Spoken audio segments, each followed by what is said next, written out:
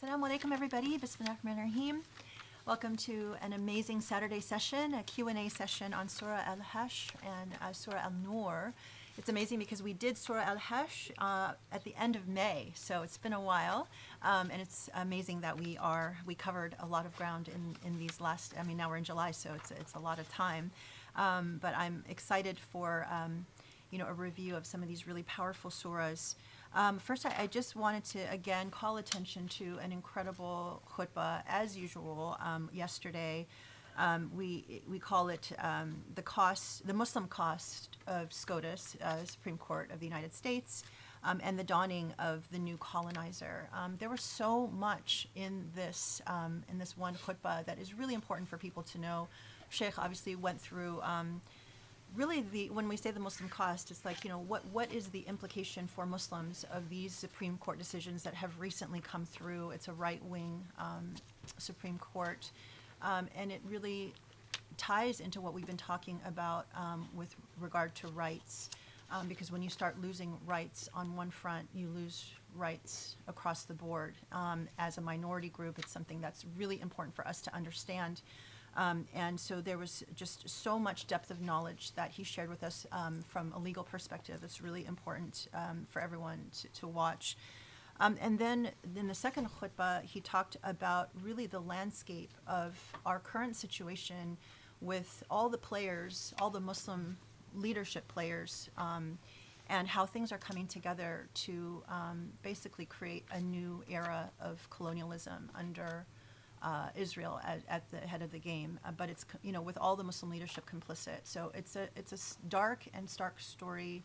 It's important for us to understand because a lot of this was really driven by an ideology and money, and it's you've got one side that has the power and the money and the seriousness, the commitment to their ideology, and then you've got Muslims on the other side that are pretty much just on the receiving end, feeling helpless, feeling unable, but it's not because we don't have the tools. I think it's more the lack of willingness. And I think hopefully, if you listen to this or you read this, this khutbah, when you see the whole picture together, it's really stark and startling. It's depressing, but at the same time, it can be seen as hopeful because you see what can be accomplished when even just one person puts their mind, their money, their passion into, achieving an objective. And that's certainly something that we can do to overcome this issue. But we have to begin by taking things seriously and, understanding what happened, educating ourselves, and then coming together. So I hope that this learning can help energize people and inspire some smart thinking and some commitment to fighting back and changing our situation. And let me just say, last week's khutbah was also amazing. It was called "The Myth of the Decent Person and the Sin of Hajj," and I did get some emails about people being touched by this very idea that with the current situation of Hajj and who's in power and where the money goes if regular Muslims want to go to Hajj, and how that constitutes a sin from the professor's perspective, from Shaykh's perspective.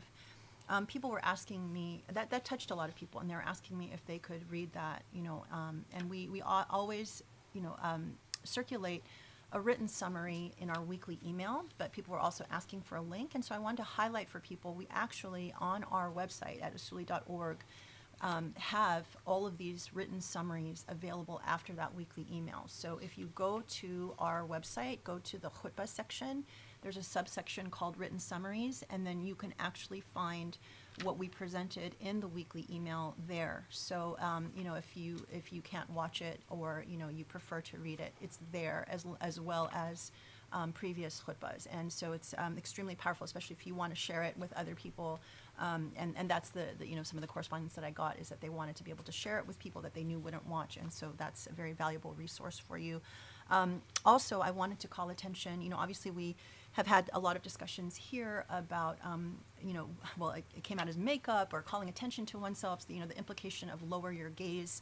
And I wanted to just highlight that Sharif wrote a really powerful, profound brilliant piece as the guest writer for the weekly email, and we also do put those write-ups on our website. So if you don't subscribe or you didn't get it, you can find it all there. His write-up is, if you go to the website, we have a section of archives, and if you click on that, you'll find where we have the weekly email write-up. And I really encourage people to read it, because this is not just a superficial discussion about whether makeup is okay or not okay. It's a much larger issue that I think a lot of people missed, and I think Sharif really hit it on the head.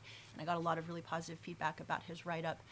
It's really smart, really profound, and it puts things into perspective. It's not about makeup. It's about what it is that what is your vanity, effectively. And it could be anything. It doesn't have to be anything even related to makeup. So it's a really important thing to read. Lastly, I thought I would just share this thing that I came across earlier this afternoon that was really disturbing to me. We talk a lot about what's happening in India and the genocide that is taking place and, gaining speed. And I never go on Twitter, but I happened to see in my email that there's a professor at Rutgers University. Her name is Audrey Trushke. I'm not sure if I'm saying this the right way, but she focuses on South Asian. She focuses on India, on Hinduism, on Muslims, and other things like that. So I'm just introduced to her now. But because she is critical of the right-wing, Hindu government, she is coming under attack to the point where people are posting on Twitter calling for her murder, which was shocking to me, because she herself is sharing this on her Twitter feed and showing the discussion going back and forth, like, well, someone should take her out, make it look like an accident. Can you believe that she is speaking out against this, that, the other thing? And, I'm shocked, because if this were any other faith tradition, any other issue, if someone is so boldly posting, like, hey, let's take her out, and don't be cowardly in terrorism, because, this is a voice that, we need to stop in its tracks. Why is the FBI, why is this not a crime? And, and she's the one that is sharing it, and people are like, oh, I'm so sorry, that's really terrible. I mean, we've been in that situation before, where people come after you and threaten your life and your family and all of this stuff. And it's shocking to see this taking place. So I wanted to highlight it because, I don't know if anyone, this is like Rutgers University is in New Jersey, so she's a professor here in America. Maybe we should have her as in a conversation about what's happening. So it just feels like, even to that point, when it can be such a bold threat on Twitter, and you feel like the professor is just left there alone to just try and highlight it. So inshallah, maybe we can try and figure out, how we can help it. So get to know her writing. Basically, she's obviously saying something very important that, in the other side doesn't want people to know. Again, her name is Audrey Trushke, Truschke, I believe, on Twitter.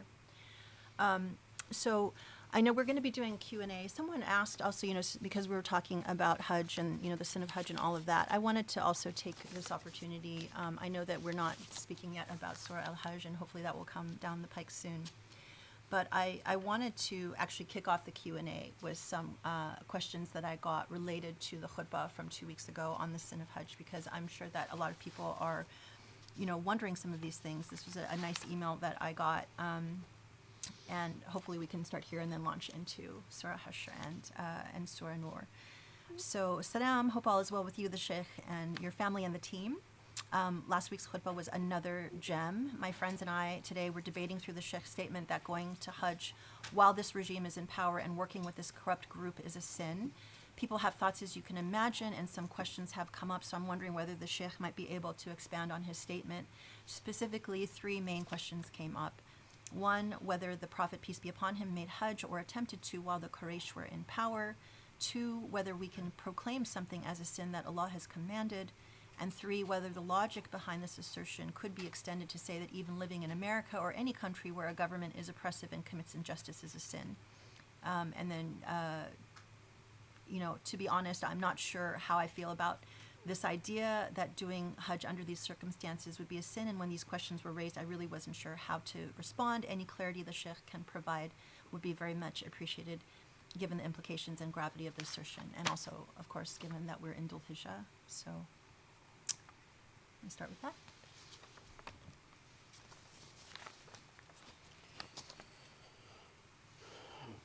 بسم الله الرحمن الرحيم سبحان الله العلي العظيم والحمد لله رب العالمين والصلاة والسلام على محمد النبي الأمين المرسل رحمة للعالمين وعلى آله الميامين وعلى أصحابه المختارين وعلى من اتبعوا بإحسان إلى يوم الدين. اللهم اشرح لي صدري ويسر لي أمري واحلل عقدة من لساني يفقهوا قولي يا رب العالمين.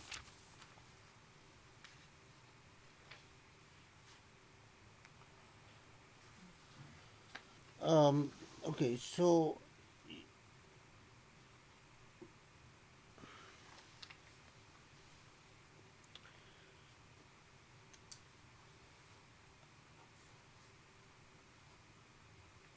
the question raises a number of aspects. I mean,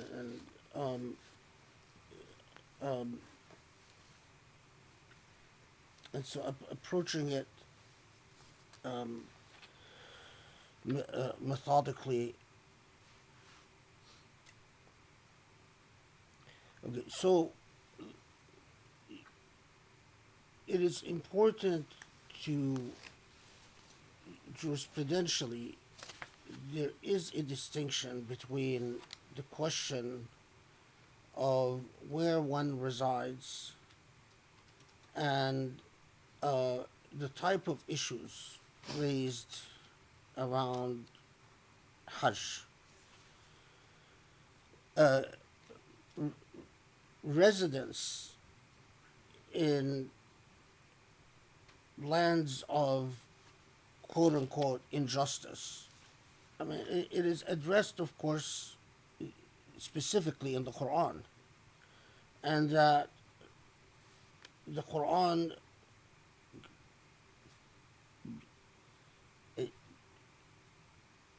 creates the obligation or establishes the obligation of avoiding lands of injustice. That when Allah asks people, why have you resided in an area where al-zalimu ahluha, the place where the people are unjust, and the question is istidaf, that you are a place where you are oppressed. And as we know, that then as the Quran asks rhetorically but normatively at the same time, well, then God's land, couldn't you have migrated? And although we know that these ayat were revealed talking about the question of hijrah from Mecca to Medina, but they have normative implications well beyond that specific historical incident. Although there is a hadith that says لا هجرة بعد الفتح, that the hadith implies that the question of hijrah from the lands of injustice or places where of istidaf, places where one is oppressed, that question has ended, has been closed after the conquering of Mecca, after the Fatah of Mecca. However, while some scholars relying on this hadith said that the obligation of hijrah has come to an end, we shouldn't talk about an obligation of hijrah anymore. But the majority of scholars, for a variety of reasons, some of them did not accept the hadith as authentic. Some of them accepted the hadith as authentic, but said it did not intend to abrogate the obligation of hijrah from the lands of oppression, but rather it was talking about the specific hijrah from Mecca to Medina. Regardless, the majority of scholars said no, the obligation of hijrah from lands of oppression remains till the final day. Now, there is a further question, and I mean, people can't imagine how many fatwa, how much jurisprudence, how much has been written on these questions throughout Islamic history. There is a very intense jurisprudential debate and moral debate. So let's assume that the obligation of hijrah, that you have an obligation to migrate from places where there's oppression.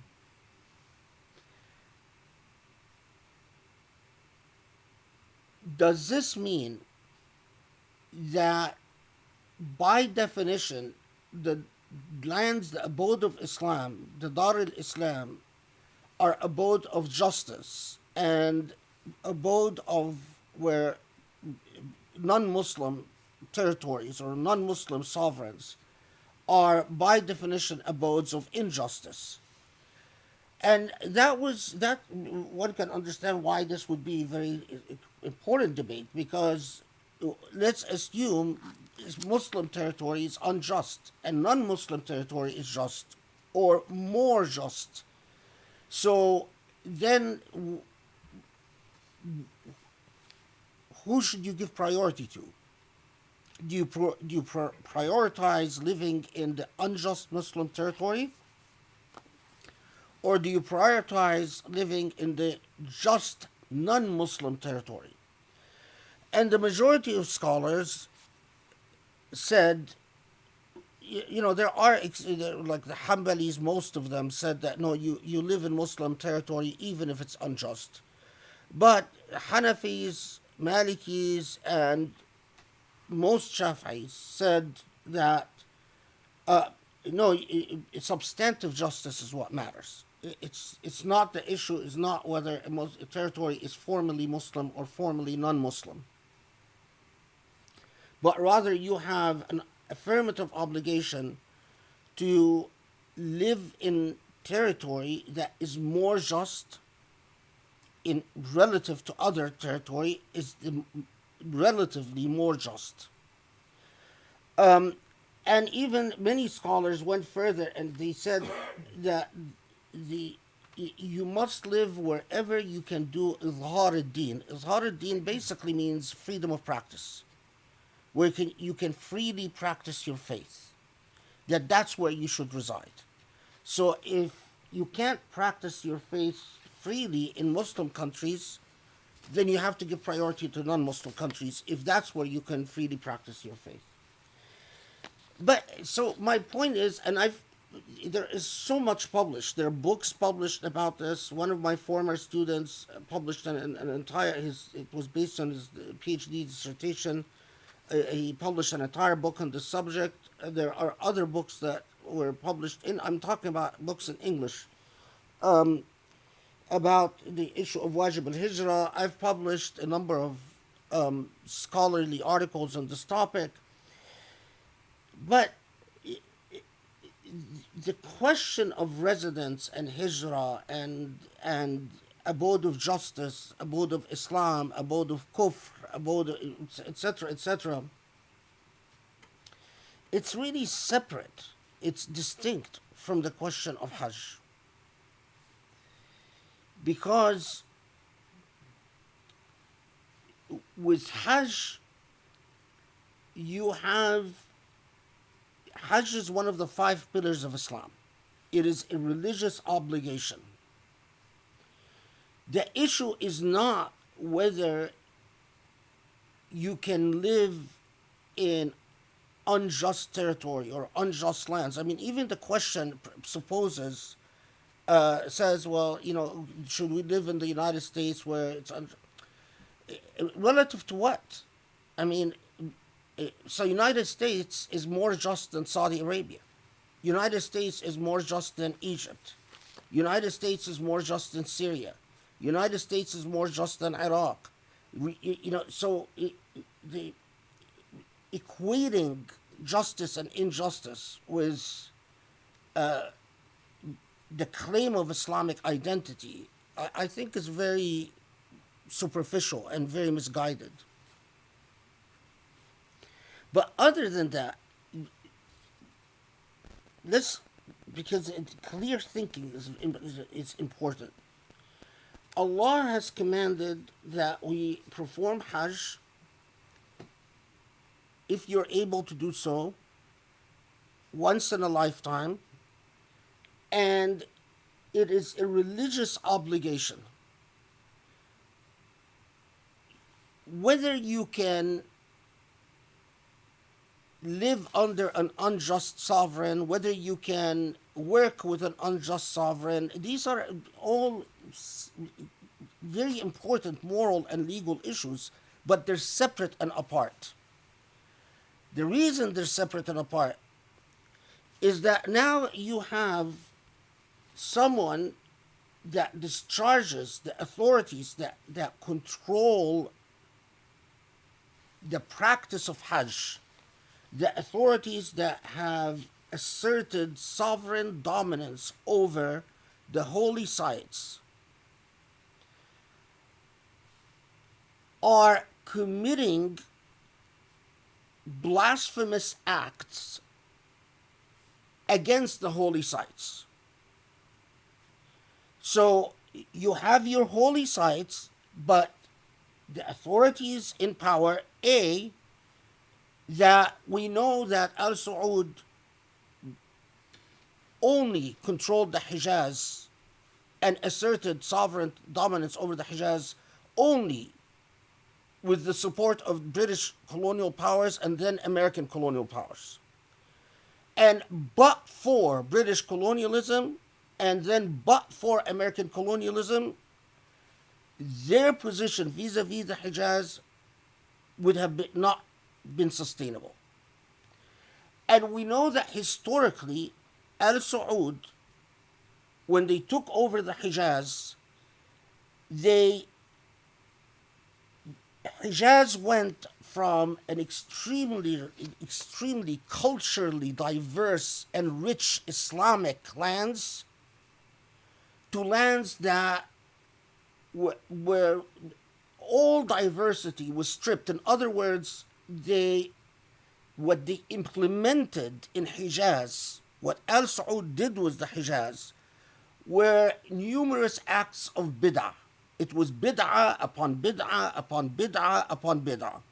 And there's a book that just came out about the intellectual life in Hijaz before the Wahhabis, before Al Saud.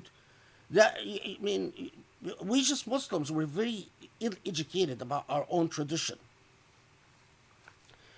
Okay, furthermore, they destroyed an enormous amount of Islamic historical sites that had survived from the time of the Prophet ﷺ to the time that they took over. So, and these are bid'ah, because you have generations of Muslims from the Sahaba till our day that had preserved historical sites, and we all know things like they turned the home of Khadija into a toilet, public toilet, and they destroyed the home of this Sahabi and the home of that Sahabi, and now all of these were heretical acts. Even when the crown prince stood on top of the Kaaba, that was a grossly heretical act. Far more, all these people who are upset about whether a woman is muhajjaba or not, someone stomping upon your Kaaba is far more heretical than all the women of the world walking nude night and day. And yet, Muslims were like zombies. We all saw on camera this idiot stomping upon the Kaaba and no reaction. Okay, so the bid'ah of changing the madhahib in the Hijaz, the bid'ah of the destruction of the historical sites in the Hijaz, the bid'ah of violating the sanctity of the holy sites in the Hijaz. But then on top of all of that is changing the moral landscape of the Hijaz. The crown prince destroyed much of the historical Hijaz including all the old homes, and turned Mecca and Medina into centers for capitalist consumerism. While our Prophet ﷺ, his entire message were about absolute modesty and humility and asceticism and surviving on very little. And the very theology of Hijaz is the theology of equality and severe temperance and dedication to dhikr and rejection of all forms of materialism and consumerism. Our holy sites have been turned into the exact opposite. So I posed the question, if our Prophet ﷺ would come today and see Mecca and Medina, from everything about that you know about the Sunnah, what would the Prophet ﷺ say when he sees Sheraton and Hilton and what do you call the coffee place? Starbucks, and fine dining and high rises, and even building a building higher than the Kaaba.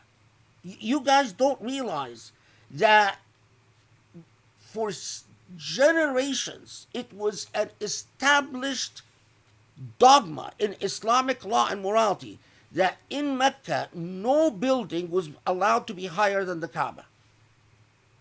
Because this goes back to the companions of the Prophet ﷺ and the Ahlul Bayt, who said no building can be higher than the Kaaba. You go to Mecca today, tons of buildings are higher than the Kaaba. Now, okay, so we've been overlook all of this, overlook all of that, and I wouldn't say people would ask me, is it haram to go to Hajj? And I would say no. I couldn't get myself to say anything because of the centrality of Hajj. So what was the breaking point? The breaking point is when you allow a well-known Islamophobic company with investors that are known as Hindu nationalists and a part of Modi's political party that are openly, unapologetically Islamophobic, that have committed genocidal crimes against Muslims in India. And you come and you tell them, here, profit from the Hajj. You contract them. So if I spend money on Hajj, the money is not just going to the corrupt Saudi regime, who we all know spend their money on excessive luxuries around the world. I'm spending Hajj money. This Hajj money goes to Al Saud family. What does the Al Saud family do with this Hajj money? Spend it on prostitutes in Paris and cruises and palaces and everything that is un-Islamic. Now, on top of that, this money is going to go to support a party that is committing a genocide against Muslims in India. Now, on top of that, this same company has well-known ties to Israel, who we all know has usurped Jerusalem and continues to commit an unrestrained genocide against Palestinians. Now, on top of that, we know that Saudi Arabia has turned the Hajj into a trap. If you are Egyptian and you go to Hajj and the Egyptian government has a political problem with you, Saudi Arabia will arrest you and will turn you over to the Egyptian government. They've done that with the Uyghur Muslims. poor Chinese Muslims who have gone to Hajj were arrested, and then the Mufti of Saudi Arabia issues a fatwa saying it is halal, halal, halal to do so. To arrest the Chinese Muslims and turn them over to the Chinese government. You should know that in Islamic history, there is an article, very good article, that was published about this. Maybe we can put it up on our website or something. In Islamic history, there were numerous judges that issued fatwa against Hajj when those who controlled Hajj were deviant or blasphemous parties. Furthermore, even today, there are Libyan jurists who have issued fatwa against Hajj. There are Yemeni jurists who are issued, because this same regime that we are putting money in their pocket is using this money to murder Yemenis, and so many Yemeni jurists said, it's haram, you're spending money so they can kill us. Many Libyan jurists did the same thing. Many Egyptian jurists who are against Sisi's government said the same thing, because Saudi Arabia and the Emirat are using their money for evil purposes, for purposes that hurt the Islamic Ummah, not help the Islamic Ummah. So in light of all of this, it is not a generic question of, oh, well, we live in the United States and the United States is not a Muslim country, so, it's all the same. You have an affirmative the reason you live in the United States, if you could live a decent life in a place where your money is not going to be used to hurt Muslims, then that's where you should live. But the fact of the matter is that the United States and the white world, the colonial world, the world of the white man, is the world that this is what controls and dominates the world. If you live in China, it's not better for Muslims. If you live in Russia, it's not better for Muslims. This is the center of power. This is the modern world was created and engineered in the white in white land in Europe and the United States, i.e., the colonial power that created everything from the United Nations to modern systems of knowledge. So in other words, now, if you live in this universe and you don't use your position to help other Muslims, then absolutely you should leave. Then your residence here is haram. If you come to the United States and you just make money so you can enrich yourself and just spend money on your kids, no, go live in any miserable land. But if you live in the United States or any part of the colonial world, you must have an affirmative intention to help your fellow Muslims. You must educate your children so that they can occupy important positions, so that they can help their fellow Muslims. In other words, your intentionality must be firmly anchored in helping the Ummah. The thing is, you can't have that intention in Saudi, because they'll throw you in prison and you'll disappear. You can't have that intention in Egypt.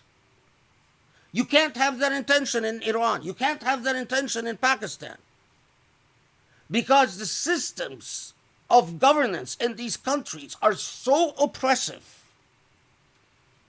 so subservient to colonial powers, that they have no autonomy and no sovereignty. And you, in turn, when you live in these countries, you have no autonomy and you have no sovereignty. If you open your mouth, you'll disappear. If you do anything that displeases the colonial power, you'll disappear. If you do anything that tries to oppose corruption, you'll disappear. Why do we live in the United States and Europe? Because these countries, compared to the colonized world, relatively have systems of law. And while it is still possible for a Muslim to end up in Guantanamo, but relative to countries like Egypt and Saudi Arabia and so on, it is harder. And so we come to these countries, again, I emphasize, I believe if you come to this country and just take care of yourself and your family, you are committing a sin, a sin, a sin, a sin. No question. If the purpose of your life is just to consume and die, then do it anywhere. Then, go live under an oppressive regime in Egypt. Go be part of the corruption. I mean, you're probably going to end up in hellfire anyway, so it doesn't matter. But if you come to the West,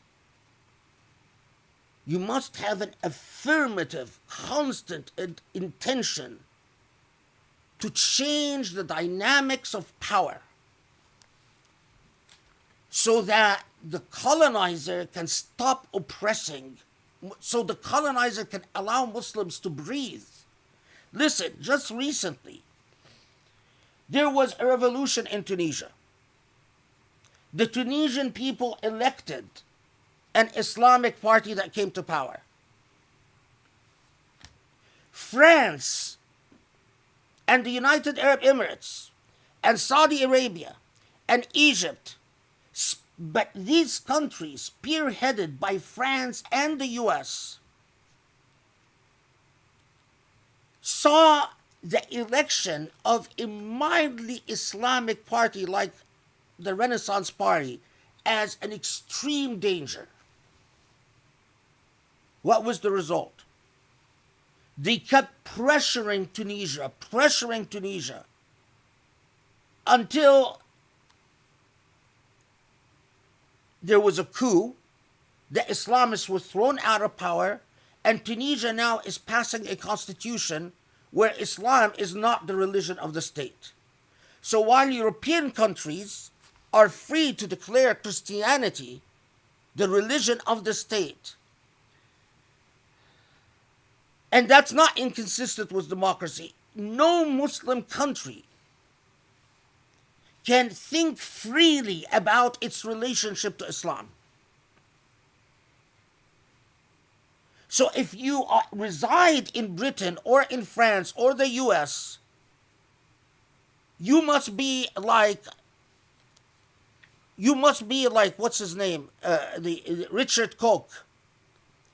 You must constantly have a plan that the day would come when Muslims would be allowed, just simply allowed, a level of autonomy so that they can exercise self-determination.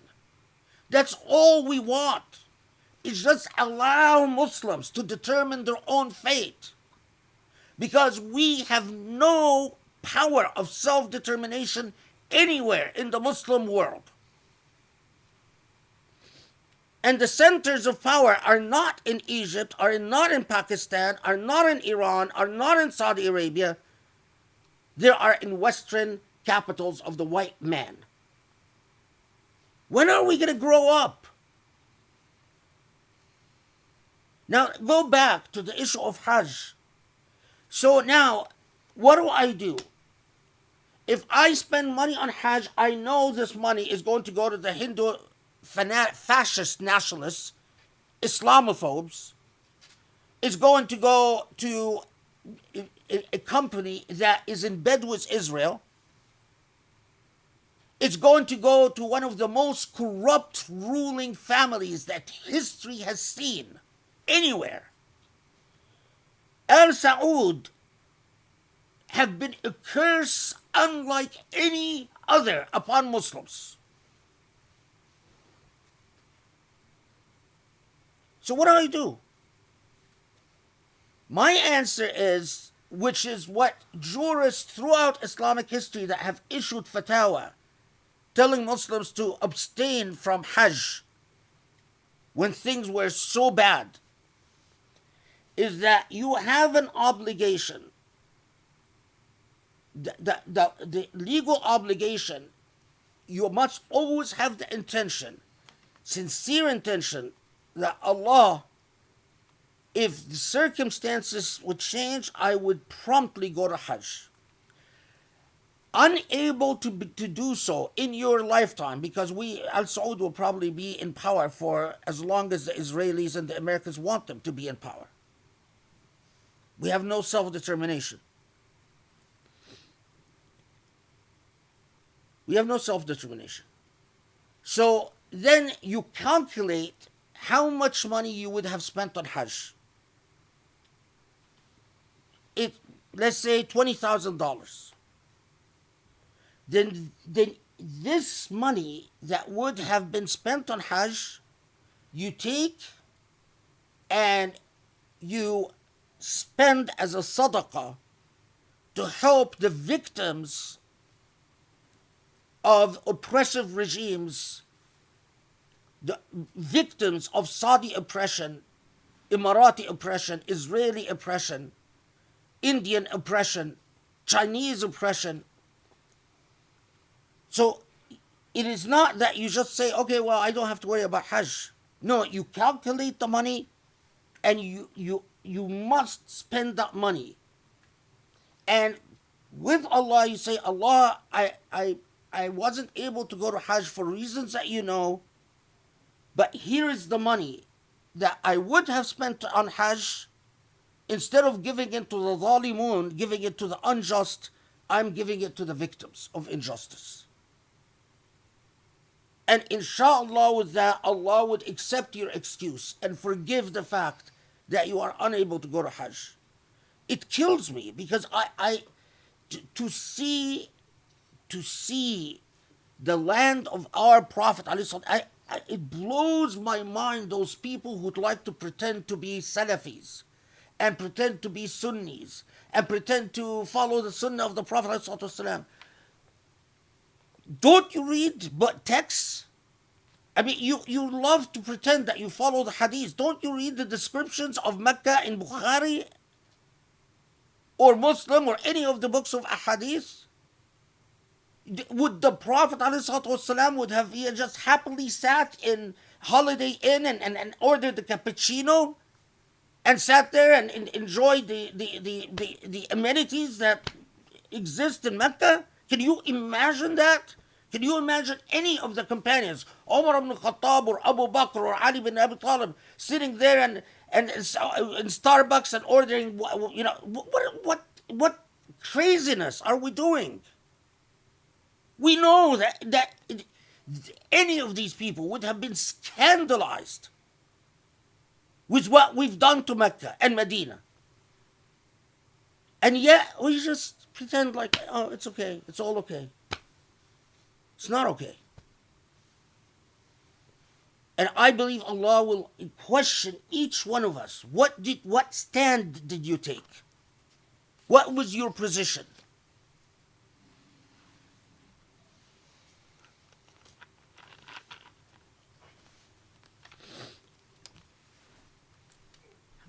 Alhamdulillah, thank you so much for that clarification.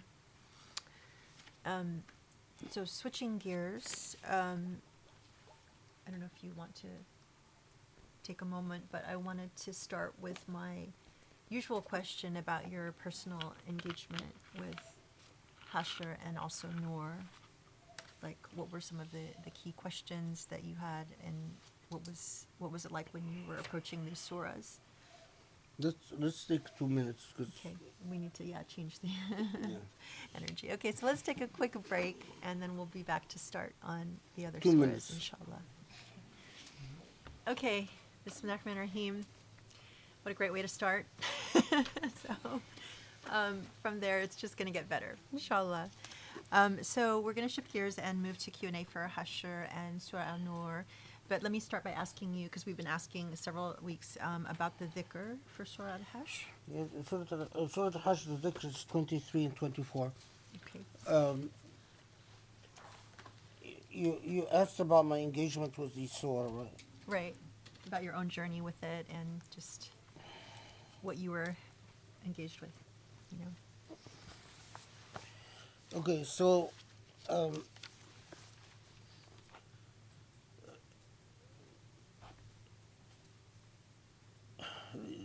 okay, so because we're talking about two surah now, so maybe first Al-Hashr. Well, the first thing is that I knew that Al-Hashr addressed a historical event, and and but the thing about Al-Hashr is it starts out addressing a historical event, and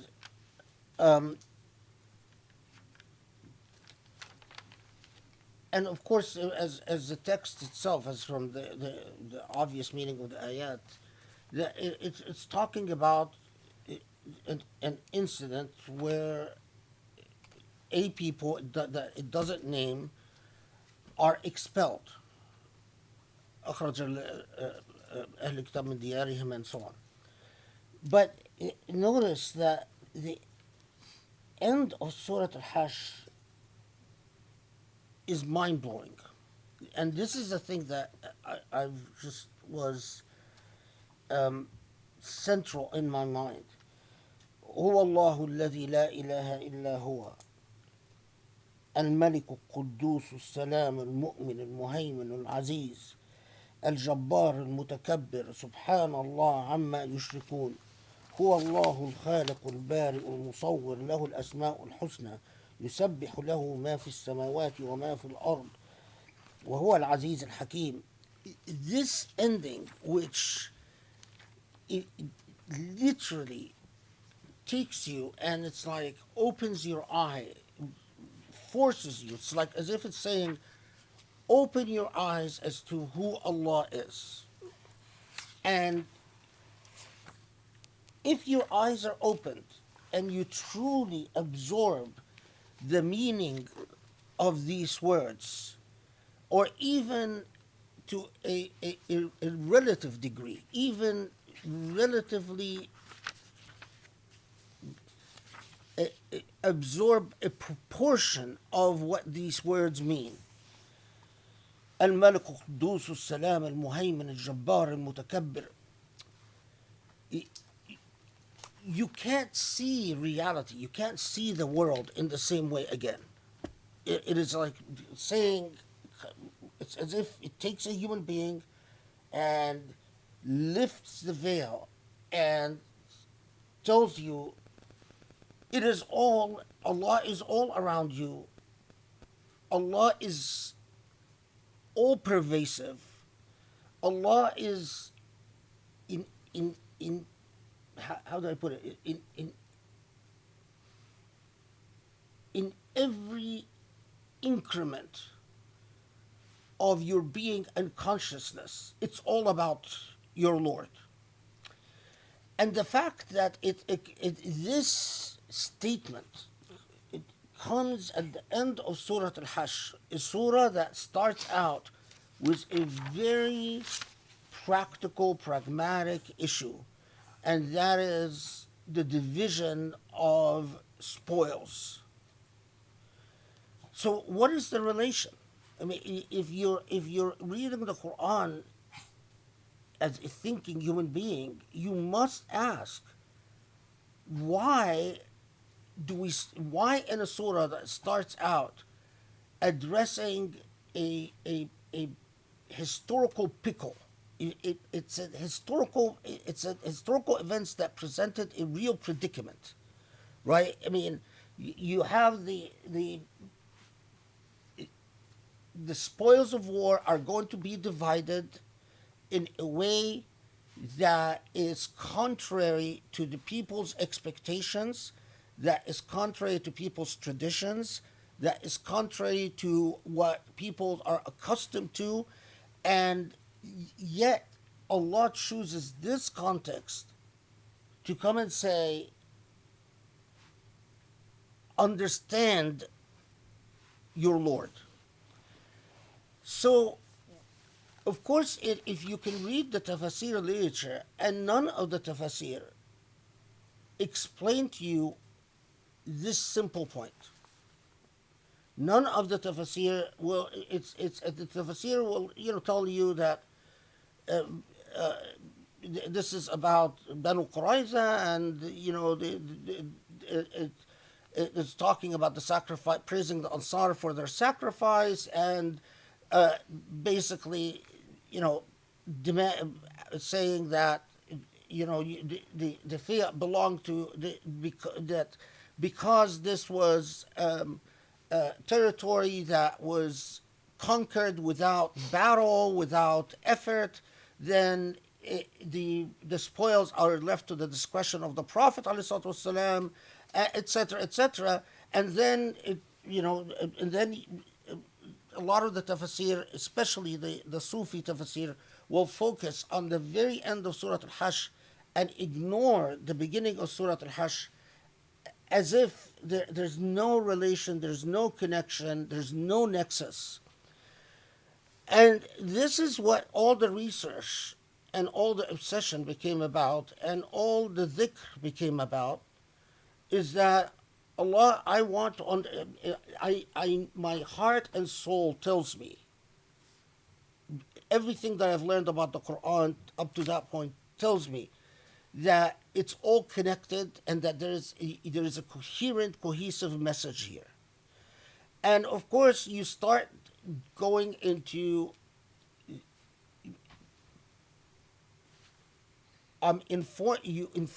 your understanding has to be informed by the original comprehensions. In other words, the original authorities, how they understood the surah, but you cannot be confined by that understanding. The thing I dislike about so many modern Muslims, you've got these Muslims who I consider to be players. They're fakes. And they come and tell you, no one understood the Quran before, and we are going to interpret the Quran by allowing the Quran to interpret itself. And everyone got it wrong. We have no use, Ibn Abbas, we have no use for Ibn Abbas, we have no use for Ibn Mas'ud, we have no use for this, we have no use for that. All of them were just useless, and focus on what we're saying. That type of arrogance, the Quran does not yield itself to that type of arrogance. The Quran only, Allah opens its secrets to those with the greatest humility, who approach it with the utmost humility. And part of the humility is that, of course, I want to know how Ibn Abbas understood Surah Al-Hashr, what Ibn Mas'ud understood. And I want to be informed by it, but not limited by it. This is the way you respect knowledge. This is the way you honor tradition. It enriches you, but it doesn't imprison you. And so, of course, then you do your homework. You delve in every, because you have historical events, and you read everything you can get your hands on about the historical events, about what the Ansar said in the context of the historical events where Banu Qurayza were defeated and exiled, and what the Muhajirun said, and what the debates between the Ansar and the Muhajirun. And we have the party that promised to support Banu Qurayza and failed to deliver. What did they say? You delve into everything about, well, what was Quraysh's relation or role in all of this. And all of this will inform you why Allah chose this context to say, understand what human beings are prone to al-hashr, meaning human beings can be motivated to engage in massive movements, in mass movements, to come together as crowds. And there's a very big danger when people come as crowds, is that when you come as crowds, you can end up diluting responsibility for morality. You can destroy the palm trees and say no one is responsible, which we've talked about. You can end up committing atrocities, and because no one specific individuals, what was inconceivable for individuals can be done by masses. And it is precisely at this point that Allah comes and says, limit your hubris, limit your ego. It is precisely at this point that Allah comes and says, no, it has to be, you have to be motivated by the right moral reasons, or your hashr is wrong. And it's precisely at this point that Allah comes and says, you want to be capable of taking the type of, every moral position is a sacrifice. All moral stances involve a sacrifice. Anytime a person is going to stand by ethics and virtue, there will be a sacrifice. You want to be capable of the type of sacrifice that upholds virtue and morality, understand what it's all about. And what it's all about is precisely what Allah tells us in Surah Al-Hashr about the nature of Allah subhanahu wa ta'ala. That there's no role for your ego because Allah is the mutakabbir. There is no role for your oppression because Allah is the jabbar. There is no role for, and so, I mean, you are in this universe. You tread upon this universe as a guest because this entire universe is engaged in tasbih,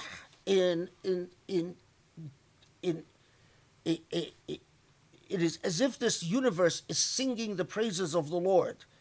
And so tread lightly because it is not about you, and don't think you can control it.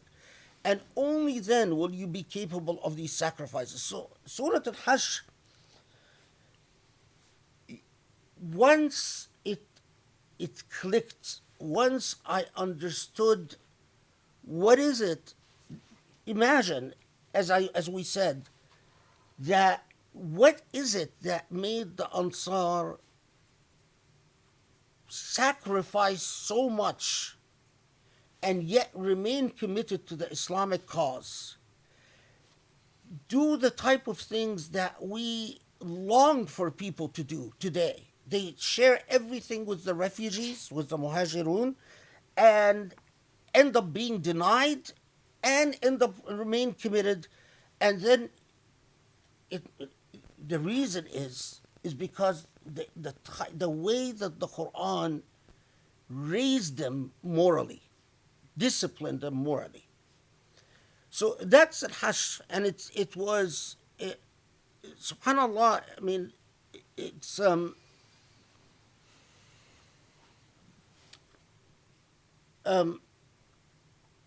like so much of the Quran, once you experience it, you're transformed by it. You're not the same human being. Surah Al-Nur, which I took a lot of more work than compared to Al-Hashr, but I mean, it's hard to compare. But Surah Al-Nur, you have, again, you have at the heart of Surah Al-Nur the amount of material that has been written on Ayat Al-Nur in the Islamic tradition is enormous. So you already approach the surah with the humility of knowing how much has been written about this one ayah. And immediately, Surah Al-Nur challenges you with the real challenge of understanding what is the light about. I mean, when Allah tells you that your purpose is to disseminate the light, to add to the light, to be a vehicle for the light, that all begs the question of what is the light? And it is remarkable because this ayah is literally sandwiched between all these laws about modesty and privacy and dignity and respect and humility. And of course, then it begs the question, well, what is the relationship between all these laws and the light?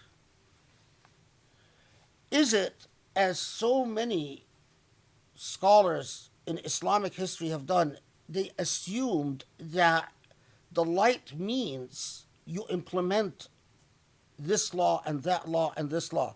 That if you punish someone for committing fornication, then that's the light. But we know intuitively, rationally, sociologically, that doesn't jive. It doesn't feel very lightful. It doesn't feel very illuminating just because I punish someone for fornication. You could cancel your intellect and your heart and pretend that no, I'm not going to think about it. This has to be the light and no further. But if you've read enough about the history of law, comparative law, legal systems, you know that legal systems are capable of being vehicles, even with the best of intentions, are capable of being vehicles for an enormous amount of darkness. And what I mean by darkness here is dissatisfaction, suffering, misery.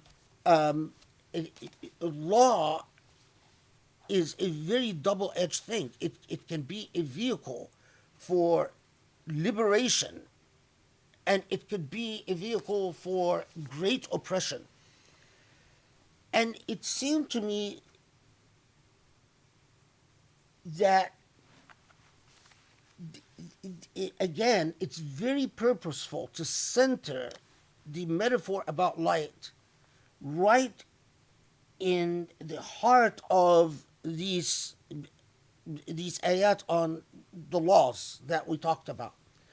And then I noticed that it actually came to me as I was doing dhikr on Surah Al-Nur, that image of the pyramid. I saw it in prayer, I saw it in sleep. I would wake up from sleep and dreaming that pyramid. And then once I saw that, it became very clear that Surah Al-Nur was structured like a pyramid, with Ayat Al-Nur in the pinnacle of that pyramid, and that the image of the pyramid informed the entire understanding of Surah Al-Nur. Again, the tafsir, they don't tell you anything about how it all fits together. But if you do your historical homework, and if you research everything you can find about the impact of Surah Al-Nur,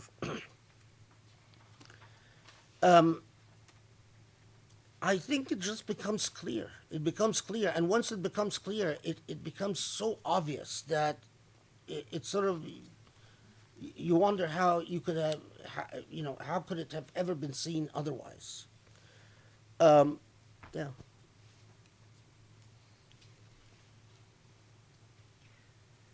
Do you remember how long ago it was, when or where you were for each of the surahs?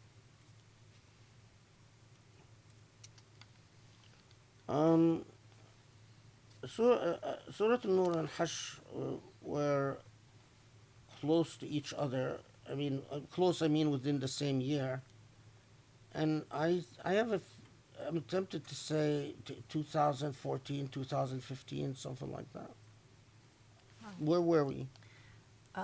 We were Van Nuys / Thousand Oaks. Because I remember I remember being in bed in Van Nuys and reading a lot about, like, a lot of the material there I was reading about Surah Al-Nur. So yeah, Alhamdulillah. around that time. Okay, guys, we're going to open up. I asked Shaykh whether we should stick to one surah and then move to the other. He said no, just feel free to ask whatever you want to ask. So who would like to kick us off?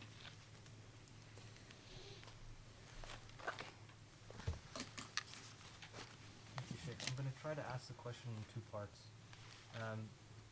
Surah Al-Hashr, in the second verse, there's a suggestion, or God essentially says that He would have punished them in this world and the hereafter, but instead gave them exile instead. This really puzzled me, Yeah.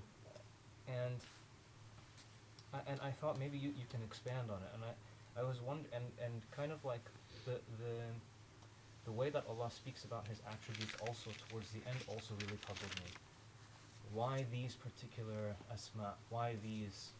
And of course He says at the end, all of the asma belong to Allah, but kind of how you talked about the musabbihat or tanzih, this sort of thing is like, it's almost like a reminder of, go back to your original performance, what you're made to do, like a bird, you fly. So it's like if you remember the attributes, then, so when He starts with Huwa ar-Rahman ar-Rahim, I was wondering whether that had anything to do with, because of the moral decisions that they made during the siege, that the result ended with Banu Nadir in a better state than they could have been in, so that they almost manifested God's mercy more, that even the enemy was allowed to leave with their lives, go to a different place, and have a second crack at deciding whether they should, because that was a message to them as well, probably, I would assume, that they shouldn't have lost, and they did, and their friends left them, essentially. So they weren't as strong as they thought that they were either. Maybe that could have changed their minds, and they could have changed camps. I don't know. So I was wondering what you thought about that. And then, when you mentioned at the beginning لأول الحشر, that part keeps the part about the first hashr or gathering or whatever it means, just really also captivated me. And in verse 14, as I kept reading the structure, it seemed like you were alluding to a relationship of comparing and contrasting two groups. It's like a comparison and contrast between Banu Nadir and the Muslims. What made them similar and what made them different? In the beginning, there's clear difference in that they're making moral decisions during the siege. And it's in fact, even the question of the palm trees is confounding to the enemy, right? Allah says that it's meant to almost like break their spirit. That, wait, why are they concerned about such nominal kind of moral questions? and then as it continues, then the landscape shifts, and there seems to be almost a reversion to selfishness in which they become more like Banu Nadir. Because Banu Nadir ultimately only cares about how much money they can take back with them. And they accidentally, Muslims almost, it's like as if they're forgetting God and they're forgetting themselves. They're reverting back into their human way of, okay, but I need to now take this money back for myself. And so it feels like what you were presenting is the warning. Here comes the warning. You've done well up until now, but don't lose the tasbih at this point. And I kept looking up the meanings of hashr after you had gone through all of that, and it was interesting. There seemed to be this understanding of jamia, or of like, even sometimes they would talk about we talked about like a gathering in the final day, but also a gathering of sheep, ghanaim, and I was like, okay, that's almost like spoils as well. It was like, there's just so many different things. And here in verse 14, it uses the word jami'a twice. I was like, wow, that's really interesting. There's two uses of that word. It almost feels like, do you think that could be a hint of like, there are two, it's of course it's referring to one group here, but it's mentioned twice in the same verse and used a little bit differently. That you think that they're a group or a body that is strong, but really from inside they're tearing each other apart. Whereas the rest of the surah is telling you, you need to stop thinking the way that they do, which is they're only worried about themselves and they only work together when it benefits themselves. But when it doesn't but when one of them gets hit, the main guy gets hit, the sheep scatter essentially. So my question is, in this regard, is لأول الحشر, أول, is it really suggesting to a temporal, like 1, 2, 3 type of thing, or would it be a stretch for the Arabic to say لأول الحشر is the foremost group, or the best group, or the more moral group? You know, like the prime example, or this is like the prime of your of groupthink. This is the best of groupthink. You know, it is language-wise. أول الحش could mean foremost, and I don't remember who, but actually I remember reading that some of them, I don't remember which tafsir, but I do remember there was a tafsir that took it to mean foremost rather than the temporal first. I mean, you're raising a lot of interpretive points that I think are all plausible. So, I mean, the relationship, for instance, between Hashr and the uses of Jami'a from Jam'a or Jama'a around that لا يقاتلونكم جميعا إلا في قرى محصنة أو من وراء جدار, and so on. That and the تحسبهم جميعا, that you think that there are what I mean. So it is a further indication about this whole theme of the masses, and when people when do people actually, as what you could put it, when does the public, when do masses come together morally, and when do they not come together morally, and when do they come together for good, and when do they not come together for good? And I think these are all extrapolations that could be further insights upon Surah Al-Hashr rather than really questions, because you can, these are all idafat, these are all like hawashi on further insights on Surah Al-Hashr.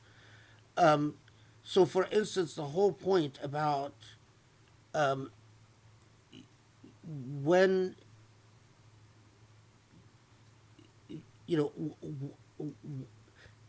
comparing Muslims as a collectivity versus the Jewish tribes as a collectivity, and the danger of moral failure. I mean, that's a further insight. I had not thought of that. Um, the same can be said also about why these particular asma, al-Malik, al-Quddus, al-Salam, al-Muhaymin, um, there's something there. I mean, my, I have the gut feeling that if one explored that course of inquiry, uh, it would be very fruitful. I didn't. Um, you know, there is a point of natural point of exhaustion where you just you but I my intuitive sense is that um, when Allah chooses all the sifat that Allah shows in this context, al-Jabbar, al-Mutakabbir, and so on, are in fact related to understanding, particularly understanding the role of masses and the danger that the dangers of moral pitfalls that masses could descend into, and the normative moral aspirations that masses should pursue and should reach for. And I think that's a further extrapolation that could be written about very fruitfully. Um, the Quran is an endless source of insight. So no commentary, no study will exhaust the field. There will always be much more that can be said and will be said, hopefully, if Muslims return to the Quran and take it seriously again. But there was you mentioned oh yeah, this point about um, that if Allah hadn't written a jala on them, لعذبهم في الدنيا والآخرة. This actually you do find in the tafsir quite a bit of writing about, and most of it is pausing and sort of trying to reflect on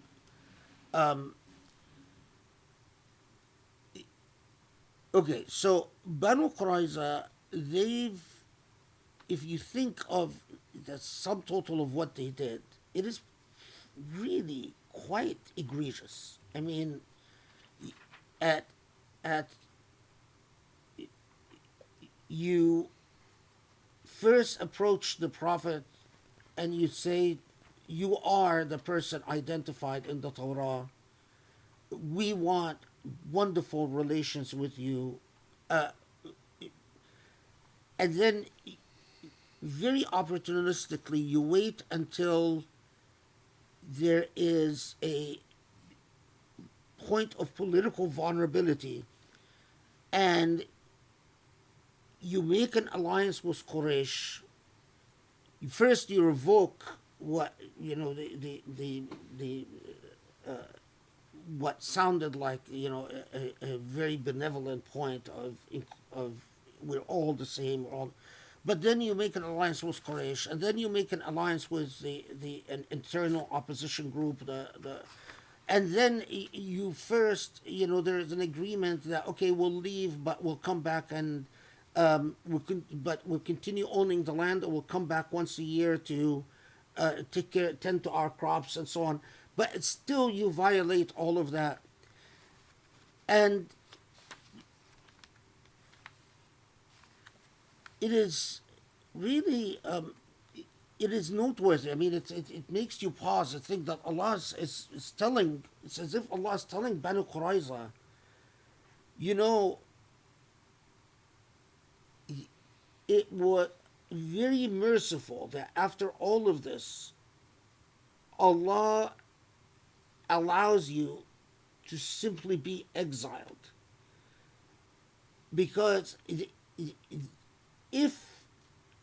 Allah would have dealt with you directly, in other words, if none of this would have been uncovered and you were just left to your fate with God, your fate would have been much worse.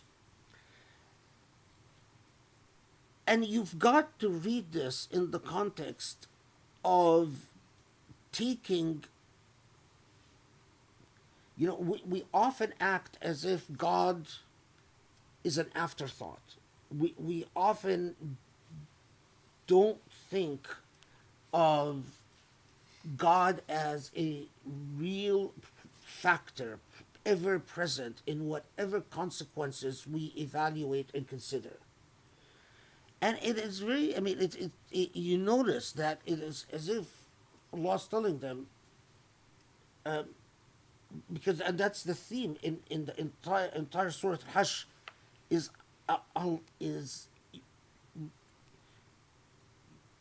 it's like you can't get on a Sirat al-Mustaqim, you can't get on the moral course of action unless Allah becomes a full reality, a full participant in all your determinations.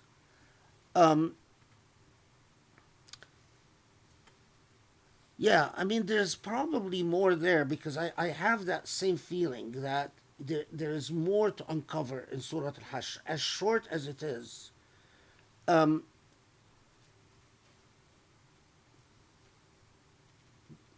yeah, but you know, it's if I have a feeling that Surah Al-Hashr, you know, if 10 years from now, I would still see new things in it.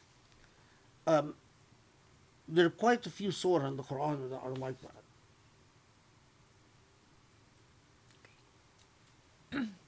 Who's next? Sure.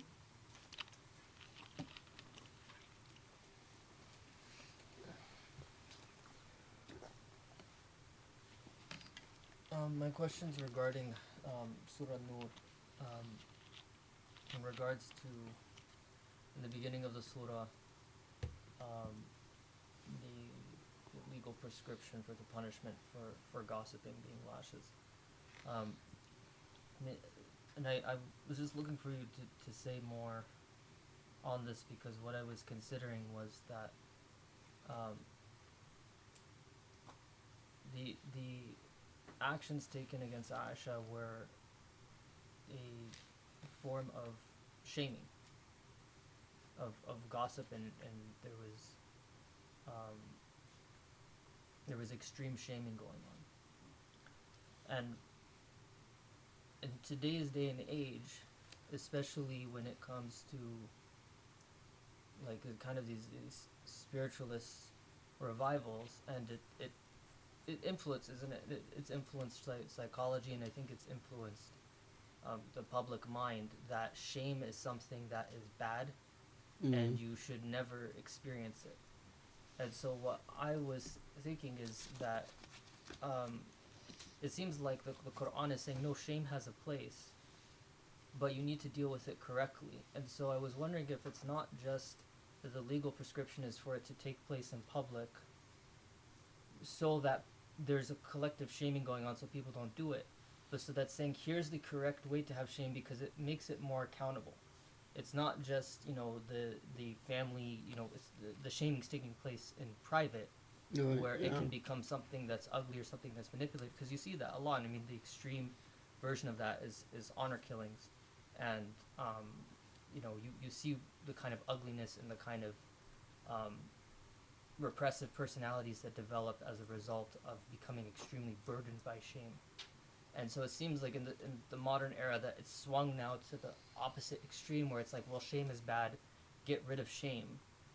But that, so is Surah Nur also telling us something about the appropriate use of shame and to consider it in regards to how we use it in private space or public space, and what is it telling us about that? Because I think, I mean, especially, I think, you know, as I personally have learned more about the Quran, one of the biggest tests for me is to not judge other people and to not use the Quran in a way that shames people when I'm talking about it.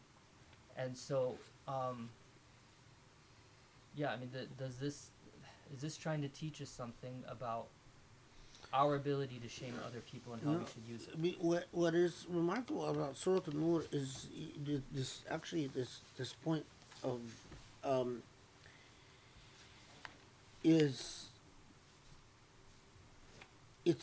you're right, it does say something about shame, but the whole point is that it's like saying, if you want the Nur, you must internalize and develop within yourself the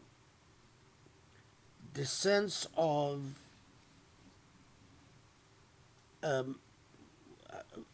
modesty vis-a-vis Allah. In other words, it's like exactly what the Prophet ﷺ said, that whenever you are tempted to act in private, remember that Allah is with you. So, to the point that even you don't walk around,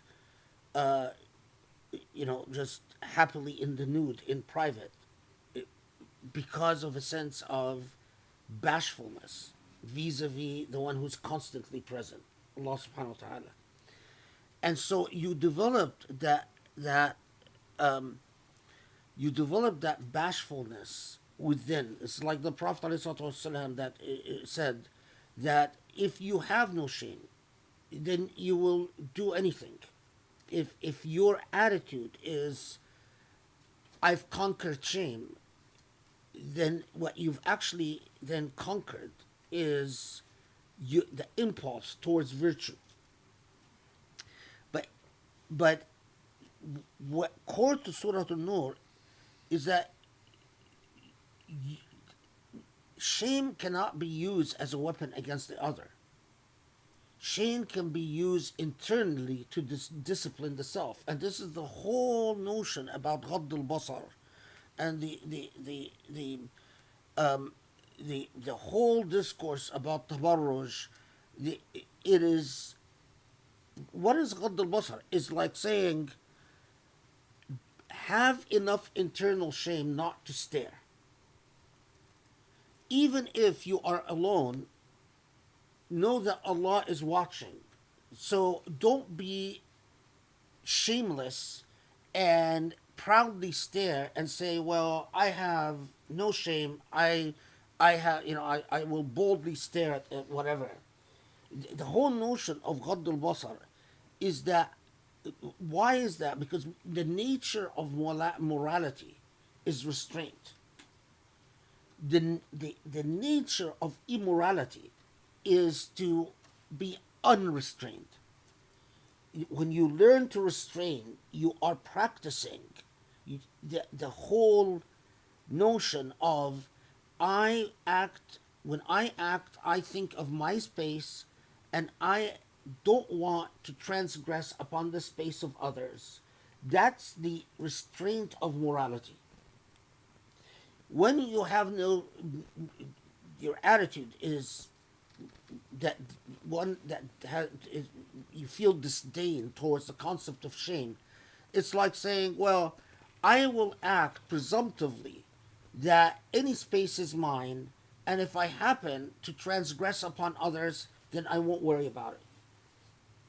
And that is at the core of how so much immorality starts, how much so much morality starts unraveling. To develop shame within, or to develop a sense of modesty. I mean, the language it's difficult because in translation,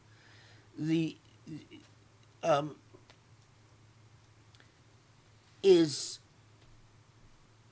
critical for nurturing humility.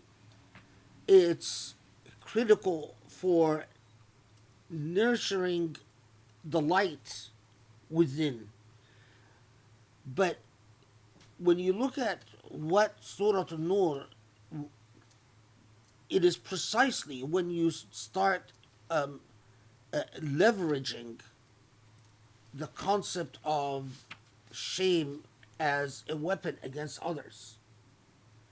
And that's when it becomes a problem.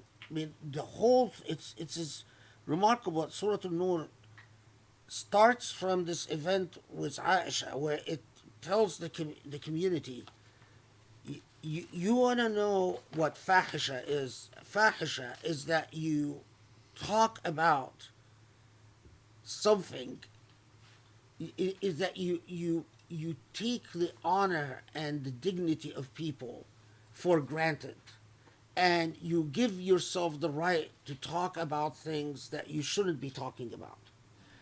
And then it goes from that to saying, well, learn how to have modesty within your home, modesty within your family, modesty in the way you deal with each other. Learn how to honor one another's privacy. It is literally like nurturing, or literally like countering the attitude of crassness and taking the space and dignity of others for granted. So in other words, it's just telling you, if in fact you are the type that says nothing embarrasses me, I feel no embarrassment about anything, I like to be to shock people and to act crassly, you have no light. And it is, and that is, subhanAllah, I mean, and in Surah Al-Nur, the embodiment, the living embodiment of light, and a human being that represents the light is the Prophet Muhammad ﷺ. And all the descriptions of the Prophet Muhammad ﷺ is that he was a very what is the bashful human being. That he would, even the way he laughed, the way he spoke, he wouldn't. Even the descriptions of, he would, if he laughed, he covered his mouth, or that if you would never hear him laugh very loudly. The whole demeanor is one of not entitlement vis-a-vis the world, but it is as if I know that I am a guest in this world, and my status as a guest in this world makes me reserved and modest in what I claim and the way I act and how I assert myself. That, when we know that the Prophet ﷺ would blush very easily, would never raise his voice in context where, people, he would make it a point, didn't like to raise his voice even in calling people or when people called him to have, and again in Surah Al-Nur is precisely the surah that instructs us, says, learn how to speak with dignity and honor to one another. So don't call upon the Prophet ﷺ like you would call upon one another. All of this, it goes back to that singular quality of beauty in modesty. And you're right, our societies, it's part of capitalist society, consumer society. It is all structured on the idea that I make a presentation the presentation should appeal to your base impulses, because I want you to buy. I don't want you to sit there and reflect and think. I want you to desire and buy. And so constantly when I appeal to you, I have to appeal to something that would invoke an impulse, not the intellect, but an impulse.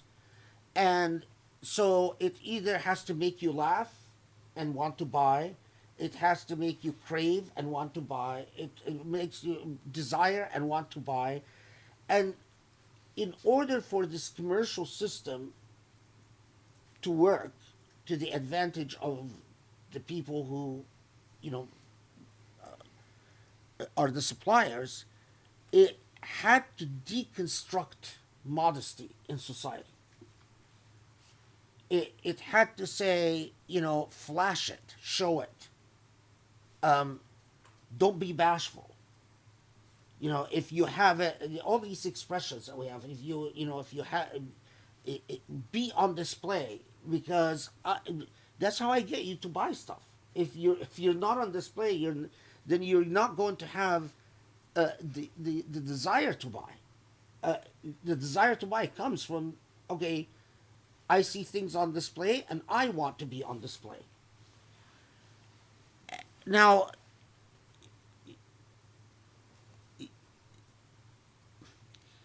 the sad thing is that, you know, it is exactly like societies of Jahiliyyah, where morality is structured around the well-being and the promotion of the interests of an elite. Our entire morality, from, you know, when we teach the concept of coolness to kids, or fashion, or everything is structured to serve the interests of a small elite that ultimately benefits from all of this. And the role of moral insight, the role of not just religious leaders, but moral leaders, is to come and say, why are we all, whether we realize it or not, why are we all existence in servitude to the interests of that elite that keeps getting richer and more powerful? Why can't we have our values come from our engagement with Allah subhanahu wa ta'ala, al-Malik al-Quddus, al-Jabbar, al-Mutakabbir, rather than what this elite, the way this elite wants to shepherd us so that it can maximize itself, whatever interests it has. Unfortunately, moral challengers to the, you know, to this hedonistic, materialistic, capitalist world have been, in the historical period in which we live, have been all defeated. But this is not sustainable. We're destroying the world. This is not, it's all going to crumble. And when it crumbles, people are going to say, what went wrong? And I hope that Muslims who are supposed to be informed by their relationship to their Creator will have something to benefit the earth at that point. But, you know, in other words, they will pose an alternative. They will be able to engage in that moral critique as to why the heck we've done what we. Allah Alam. Because, I mean, this is just not sustainable. We keep seeing the evidence of what this the darkness that the system creates.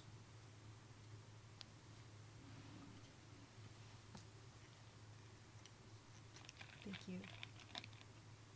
Anybody else?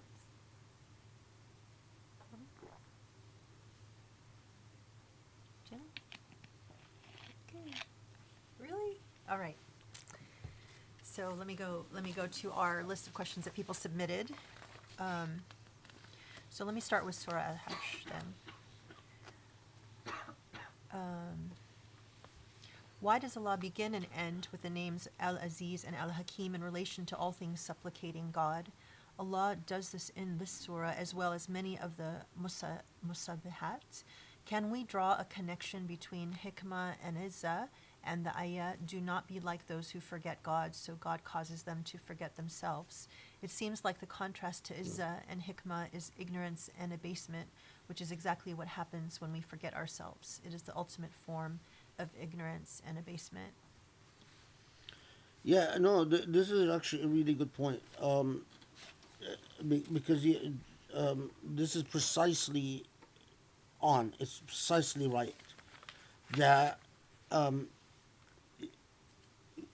without hikmah we abase ourselves, but without izzatullah, the izzah that belongs to Allah subhanahu wa ta'ala, there is no hikmah. And that is precisely why those who forget Allah ultimately forget themselves. They lose, they abase themselves because they've indulged in what is the absence of hikmah. I mean, it is precisely like when the whole logic of Jahili society, the whole logic of hedonistic society,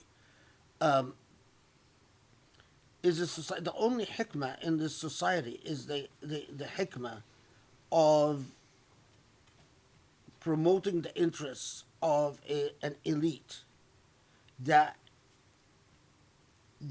profits off the needs, often the engineered needs of the masses. So the elite, for instance, convinces the masses that you need the Islam, you need the blessings of this Godhead or that Godhead. I mean, the whole system of social belief and social convictions and political interests that are largely engineered by the elite relies on the masses buying into the system of belief created by the elite, and then the masses, then the elite profits from the masses. Well, what could be a greater abasement for a human being, instead of being about their life being about meaning or beauty or anything? Their entire life is basically affirming the norms that ultimately made someone like Abu Jahl richer. It is, what could be more contrary to hikmah? But we see this in all societies. I mean, when you look at why was there such an emphasis by the Prophet ﷺ that the norms of society, and this is emphasized in the Quran ad nauseum, that the norms of society constantly, Allah tells us, the norms of society must be about taking care of the masakin and al-fuqara and dhus sabil and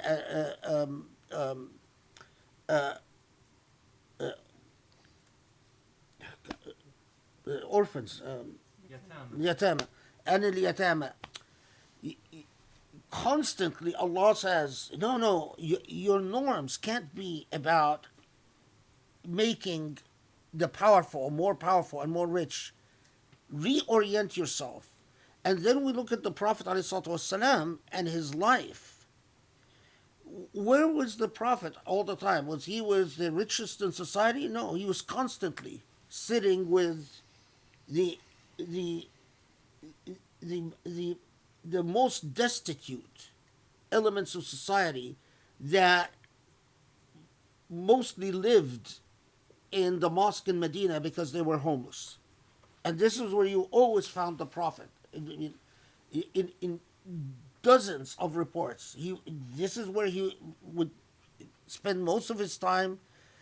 And if you wanted his companionship, you would have to accept that this is where the center of power has shifted. It is not with the most privileged, the most spoiled. It is exactly had shifted to the opposite. This is precisely why I'm so offended by what is going on in Mecca now. Because when you understand what the sunnah of the Prophet ﷺ was, it was you don't organize society to serve, to cater to the interests of the most privileged and the most wealthy. In fact, you go out of your way to organize society to the extent possible, try to balance things out so that the underprivileged don't feel alienated and don't feel marginalized. When, again, this is why it is contrary to Nur and contrary to the Sunnah of the Prophet ﷺ. If you go to Mecca today and then you look at the people who have money, they're in high rises overlooking the Kaaba, and they're sitting in the fancy restaurants, and if you are a poor person coming from Bangladesh or from Africa and so on, and all you can do is just keep looking, and you feel marginalized, and you feel there's no place for you. In fact, the way things are structured now is that this is amazing, this is mind blowing. Do you know that now around the Kaaba, all the spots near the Kaaba are reserved for VIP? When you go there are whole sections blocked off, and they tell you, no, you can't pray here. You can't be here. Why? This is for VIP. For the Saudis and their guests, whenever they come. And the poorer you are, the further away you are from the Kaaba. So you have to walk longer to get to the Kaaba, because all the areas in close proximity now are reserved for the rich. So the very architecture of Mecca is contrary to the entire message of our Prophet ﷺ and the Quran. How is that not blasphemy? I mean, and that is, by the way, look at the nature of morality. Look, when we became shameless about destroying the historical, when we dared go to a place where Abu Bakr, walked and touched, and we destroyed it. When we went to a place where Ali radiallahu anhu was present, and we dared just raise it down. Next thing, we dared look to our commercial interests and the commercial interests of the elite all over Mecca. We dared say we don't care about our fellow Muslims. So, Muslims in China suffering, who cares? Muslims in Burma suffering, who cares? Muslims in India now suffering, who cares? We dared also ignore the suffering of Palestinians. 5 million Palestinians who were refugees, who cares? This is the nature of being shameless. You start being shameless with one thing, and then it's like a cancer. It spreads. To the point that now, for the first time in Islamic history, you have people who are Muslims, supposedly, write articles and appear on YouTube and so on and say, who cares about the Aqsa Mosque? Oh, a mosque, and this is a well-known Saudi intellectual who said, oh, a mosque in Angola, Abrak, is more blessed than the Aqsa Mosque. Shamelessness. If in lam tastahi faf'al ma shi't, as the Prophet ﷺ said, if you have no shame, there will be no boundaries. How did Egyptians get to the point where they can help blockade and imprison their fellow Muslims, the Gazans, in a huge concentration camp? Any Palestinian tells you if they go through the Egyptian border, the treatment by Egyptian soldiers of Palestinians is worse than the treatment of Israeli soldiers. How did we get to this point of shamelessness? You start by increments. Morality is indivisible. And this is what we learn from Surah Al-Nur. If you start chipping away at your sense of modesty and your sense of restraint vis-a-vis morality, vis-a-vis virtue, the next thing you become worse and worse and worse and worse and worse until we get to the point that we've gotten to in the modern age. Did I answer the question? I know that I You went did. off on a... Yeah. The question was about hikmah. Hikmah is, No, that's a good question. Yeah, the wisdom it's a and good dignity. point. Yeah. Okay, next question. Iblis believes in and used to worship God. The nature of Iblis's disobedience is that he believes he is better than human beings and can lure human beings into disbelief. Maybe he believes that his belief in God or worship of him is enough for his salvation and that serving other creation, i.e. humans, especially when it is against his own ego or self-interest, is not necessary. This seems to parallel the attitude of the hypocrites. In the surah, Allah uses the portraits of the hypocrites and Iblis as examples of those that forget God, and God allows them to forget themselves. What does forgetting God actually entail? It seems to be the inverted statement of he who knows himself knows his Lord. No, this is a really good. I mean, it's actually not a question; it's a point. Because I mean, it's a really good point. This is precisely why in Surah Al-Nur, Allah reminds us of the fact that of Iblis. Once people are tempted, the arrogant, smug attitude of everything that shaitan represents, of saying, don't blame me for your sins, blame yourself because I'm different, I'm morally superior, that I believe in God. That very last point, there was something she said in the... About forgetting God and it's Yeah, like the forgiveness of God, hypocrites. yeah.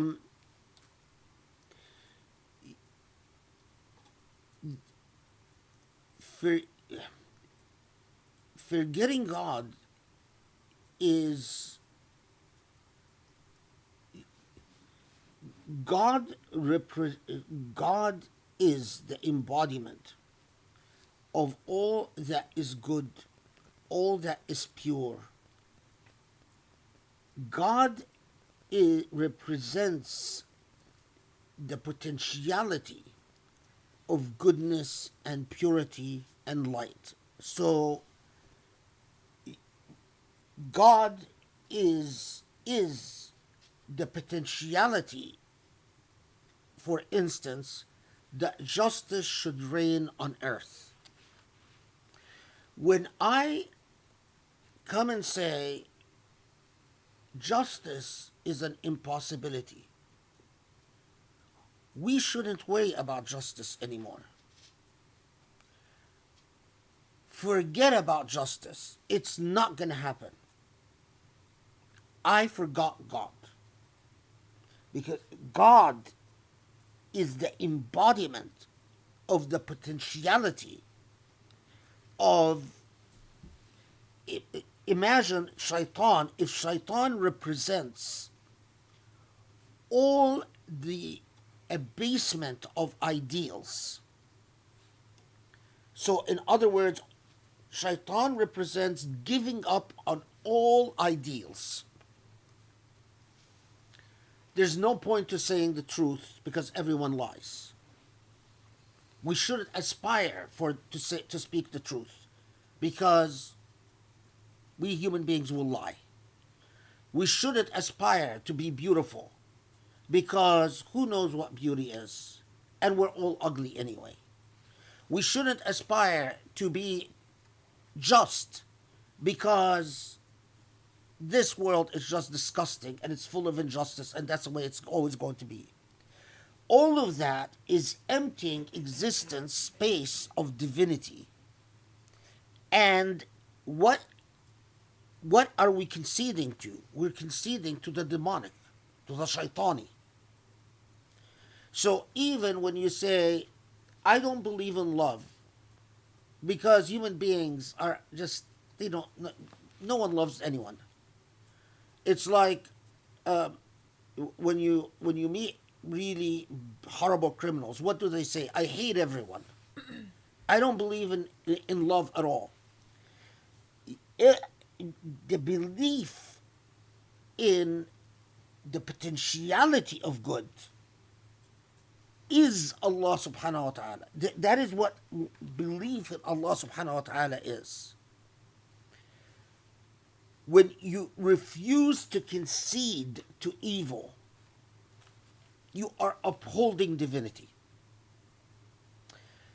Look at Muslim societies. Although they say they believe in Allah, but they are the most corrupt societies. They are the most unjust societies. Why? Because they no longer believe in ideals. In fact, if you believe in ideals, you're thought to be naive and stupid, and people mock you and laugh at you. And that is why it is so easy in these societies for people to take bribes, for people to commit injustice, for people to do horrible, horrid things to each other. What is that? That is the demonic. But what is that? Ask more existentially. What is that? It is forgetting ourselves because we've forgotten our Lord. We've debased ourselves into nothing. Where truly, look at the end result of it. The end result of it is necropolitics. We're all dead. There's no value to human life. No value to human dignity. Why? Because we all conceded to the demonic. Allah says, honor one another. We say, no point, because, everyone is a hypocrite. These are real attitudes in Muslim societies. Real attitudes. What you've done is you've ejected the divine from your life. When you say, I must be crass and what is the word for shocking?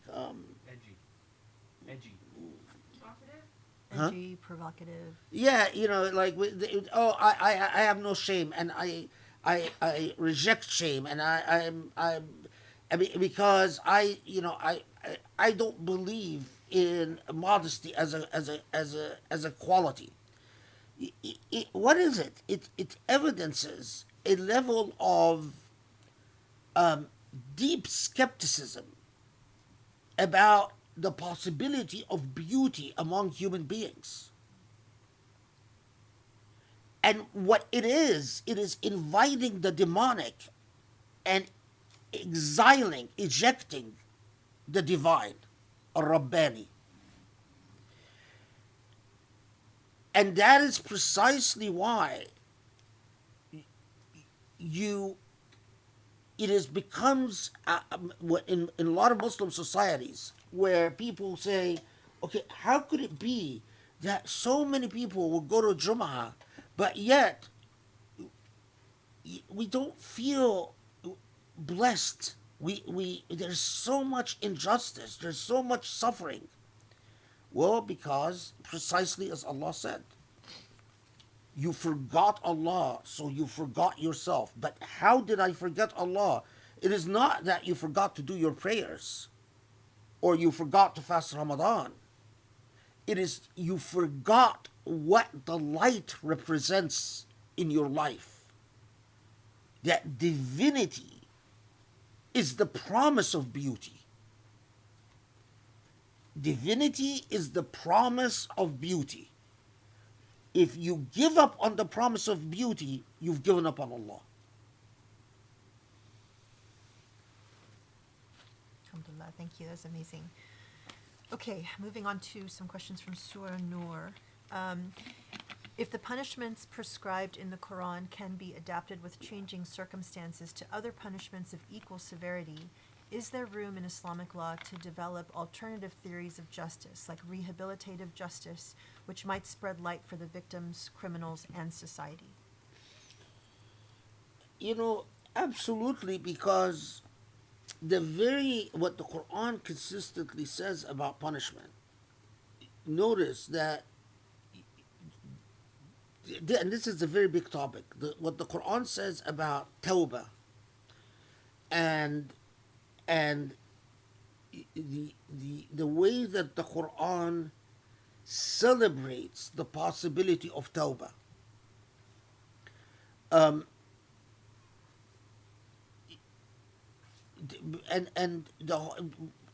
If we translate tawbah into our modern language, that's rehabilitation. I mean, this is basically to teach. The main thing, though, is that we have to, what did I say? The learn to think independently and creatively, because I find it deeply troubling. And this is, by the way, a very well known thing in the field of human rights, that the modern human rights, which was born encoded in modern discourses on human rights, is a level of hypocrisy that arose from the fact that with the birth of human rights, the human rights was born into our modern world with the reality of racism and the reality of colonialism. So in other words, when we invented this discourse, we didn't treat the paradoxes of racism and the paradoxes of the way that indigenous and native cultures were systematically eradicated at the same time that we spoke about human rights. So that continues to ail our discourses about human rights. So at the same time that we sit there and we talk about theories of justice, whether restorative or restorative theories of justice, or theories of justice that seek to make whole, which is very similar. I mean, but at the same time, there are deep, profound paradoxes that all human rights discourses continue to ignore. So, for instance, we talk about, how justice should rehabilitate and restore. Okay, fine. But at the same time, the same people who talk about that are extremely reluctant to say that in order to implement these theories, you need the state to invest resources proportional to the demands of these theories. Because otherwise, then you end up with corruptions that, so you end up, for instance, putting people in prison where people are vulnerable to all types of abuses, sexual abuses and physical abuses, and then at the same time, in order to address your theory of restorative justice, then you have a counselor in prison that, during working hours talks to prisoners about how they should improve their lives, while at night that counselor goes home and the prisoners are victims to, or they're left at the mercy of security guards who allow all types of abuses to take place.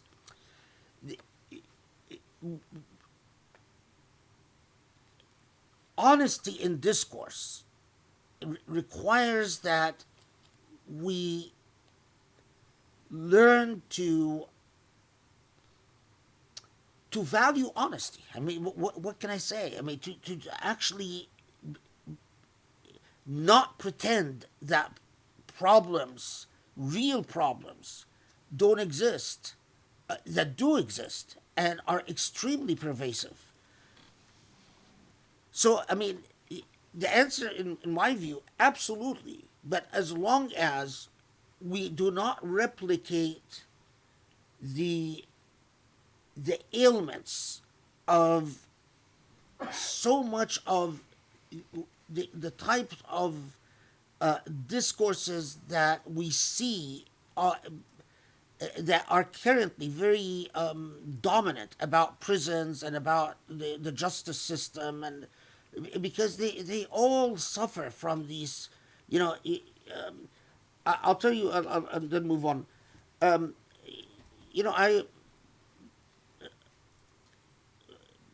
had read, all these, taken all these courses about criminal justice and read all these theories and so on. And then I was I worked for the state in Arizona for a bit. Anyway, so part of my job is that I had to go visit prisons and engage in conversations with people responsible for prisons and so on. And then I very quickly learned that when you deal with officials, there are certain things that you can talk about and certain things that no one can talk about. No one is allowed to talk about. And what I very quickly learned, for instance, is that despite all the theories, when it comes to real life, the prison systems are deeply racist, deeply divided along racial lines, and that there is no will or desire to have any honest discourse at any level about how race and the politics of race in prisons corrupts any real attempt at civic rehabilitation or restoration. And it was, I was quite young at the time, and it was remarkable. There's like how there were certain things that it was professional suicide if you dared insist on.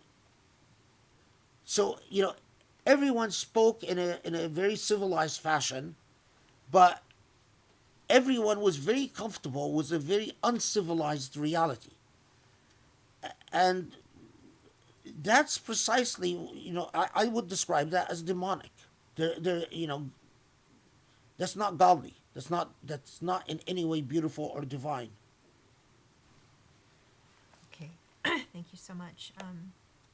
Okay, one more question. Assalamu alaikum, Shaykh. You talked about boycotting Hajj and Umrah and Saudi for some time now, but what would you say to the students of Islamic studies who study or wish to study there?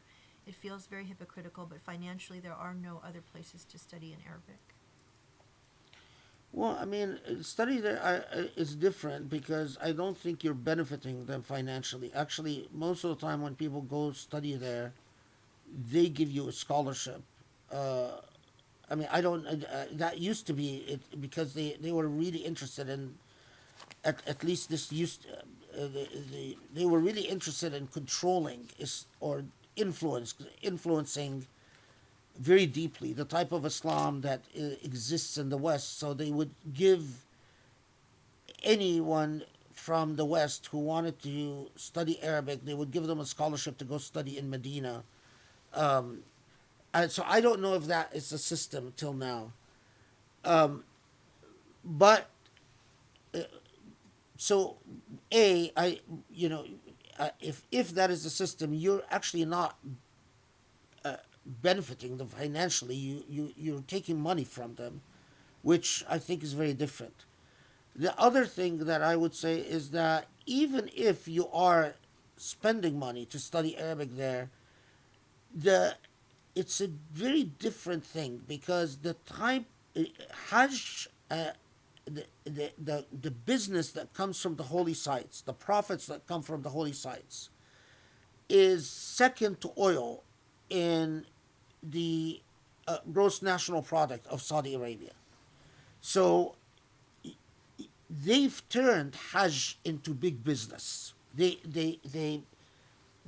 are fully aware that they have nothing other than oil. They failed in producing any type of economic development other than oil. And so they invested a great deal of money in making the holy sites a business, and big business. And so the whole point is to deny them, to basically register an objection against you had no right to turn Mecca and Medina into a business. You had no right to destroy the historical sites. You have no right to go against the Sunnah of the Prophet the way you did. You have no right to violate the entire ethics of Islam the way you did. I think that's the point is not to boycott Saudi Arabia as a country. The point is to target the issue of their treatment of the holy sites. So no, I don't think there's a problem with going to Saudi Arabia to study Arabic. Um, you know, as I don't think there's a problem, for instance, with going and working in Saudi Arabia and just making a living there. Um, that has nothing to do with the issue of Hajj specifically, and sending the message that you can't do what you're doing, and we're not gonna stand for what you're doing with the holy sites. Okay, thank you. Okay, next question. What is the difference between awra and zina, and do the standards for covering the body for both men and women differ for prayer as opposed to regular social life? And how does this relate to the historic legal rulings on the covering of slaves? Yeah, the issue of awra, there's a long juristic debate about what is the woman's awra, what is the man's awra, what is the awra in prayer, whether the awra in prayer is the same as the awra outside of prayer, um,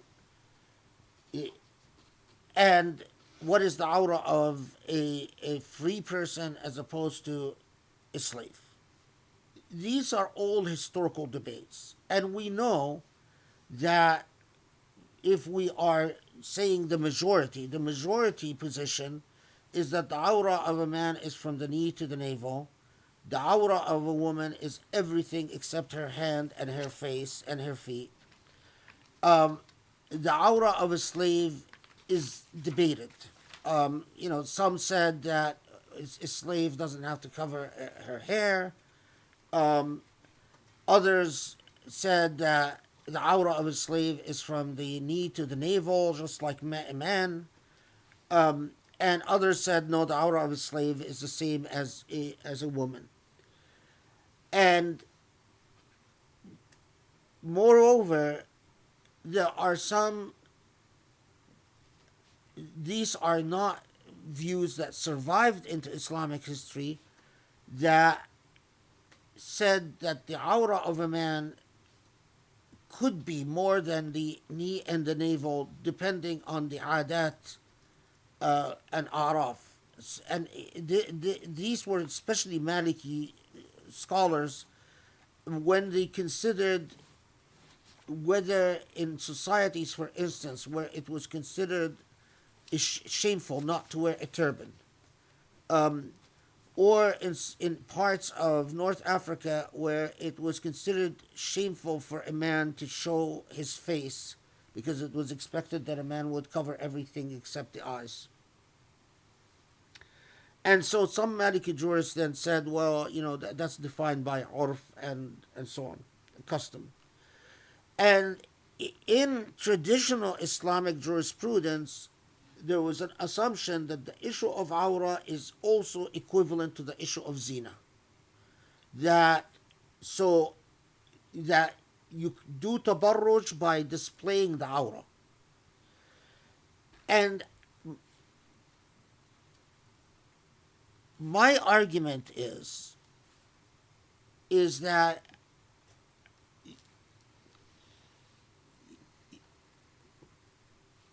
I think tabarruj is an attitude and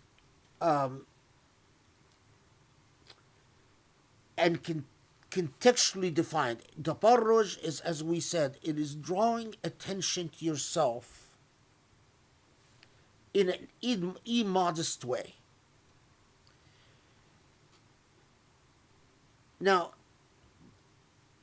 what is in my view, what is the evidence for the awra of a man? Is the evidence that the man's awra is truly from the knee to the navel? I think that the evidence for a man's awra is not mechanically knee to the navel, but it clearly involves the private part. There is evidence that at least it involves the calves, this part of the leg. I think that there is evidence that if the intent, for instance, if a man displays his chest or his back or his arms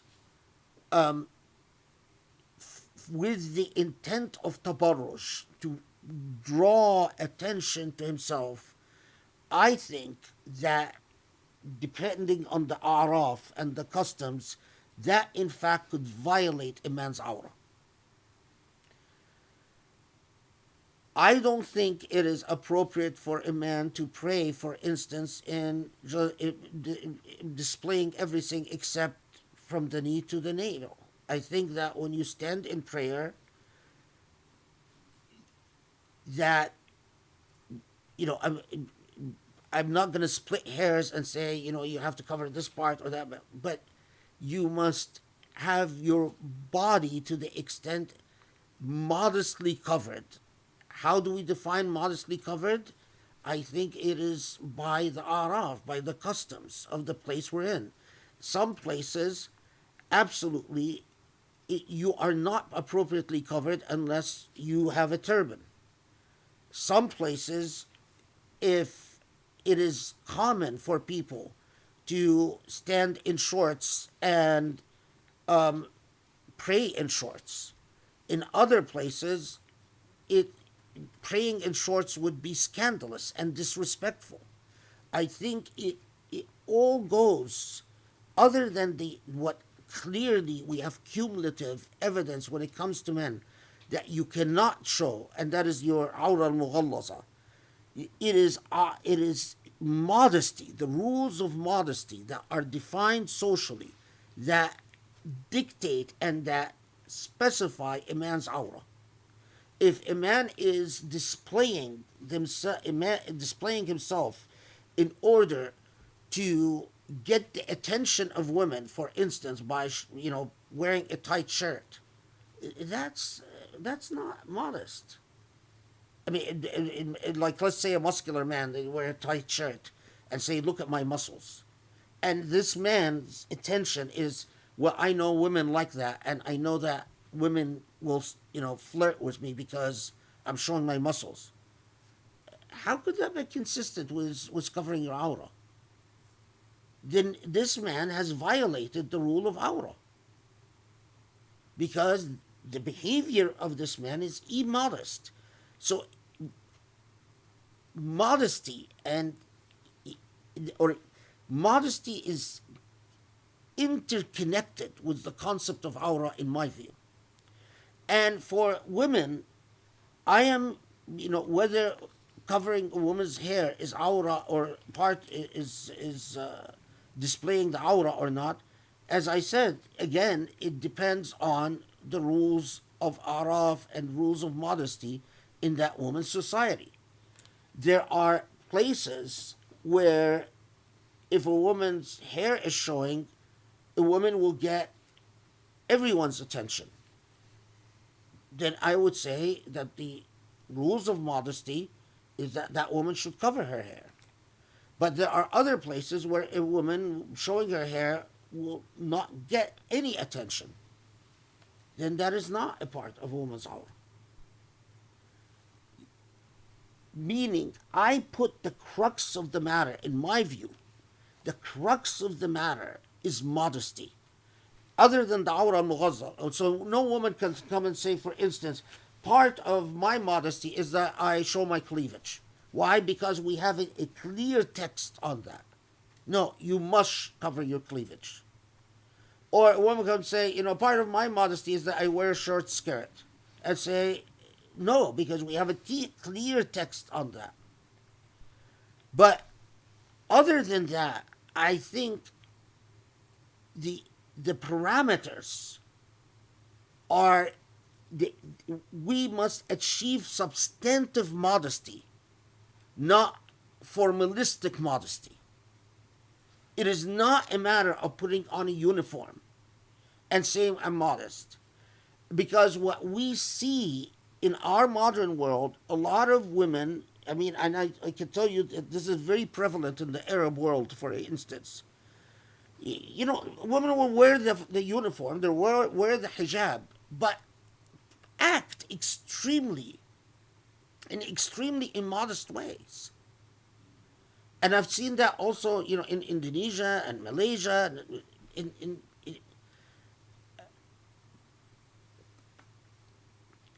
I find that we need to re-understand the concept of awra. And that we need to understand the concept of awra as the embodiment of the concept of modesty. And that modesty is anti-tabarruj. It is basically, I will not draw attention to my physical attributes because this is not a godly thing.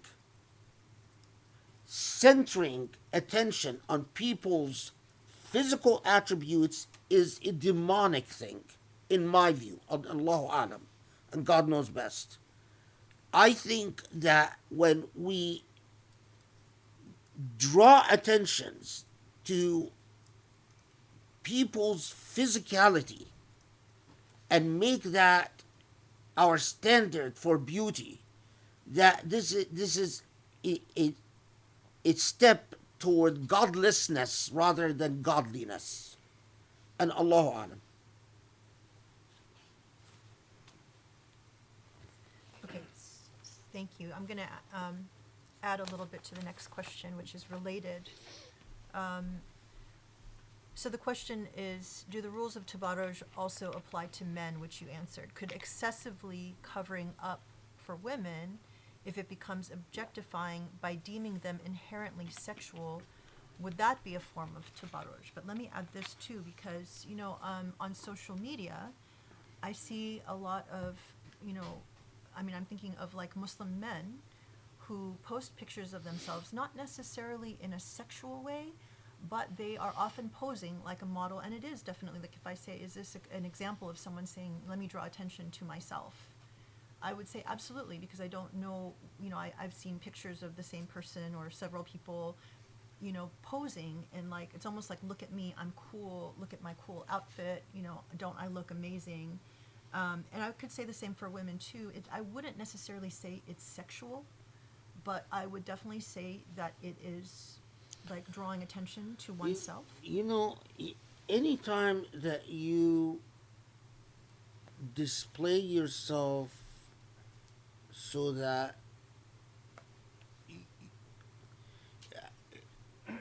there's a concept of ighaza.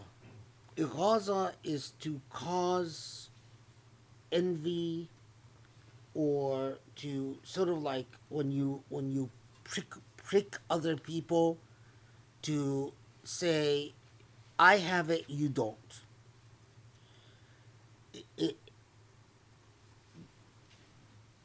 When you display your wealth, and those who do not have look at your wealth and feel inferior,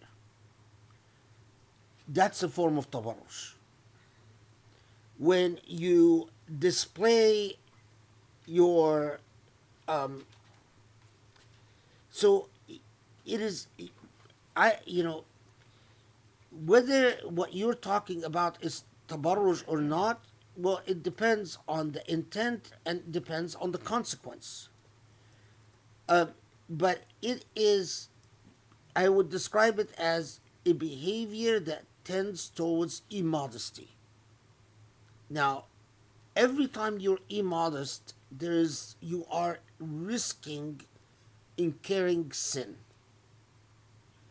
How much sin? It could be a very small sin, or it could be a big sin, depending on whether you are contributing to darkness and ugliness. So if you are consistently, day after day, posing and showing yourself off and basically sending a message to people, you're not as handsome as me, you're not as wealthy as me, you're not as cool as me, you're not, eventually, even if you're talking committing sagha'ir, they accumulate until it becomes a big problem. The whole attitude that Allah teaches us, the Nurani attitude, is get over material things, get over your physicality. Deal with people so that you heal their hearts, not cause their hearts to burn. The whole, imagine, put it this a different way. Who is our standard in life? Who is supposed to be our example in life? The Prophet ﷺ, right? Okay, ask yourself, would the Prophet do it? If the answer is the Prophet would not do it, then that is reason for caution. Then be very careful, because you could be treading upon something that would bring the demonic into your life. Would the Prophet pose to show how cool his clothes is? Would the Prophet pose to show how sexy his smile is? Would the Prophet pose to show the twinkle in his eye so that women will melt and say,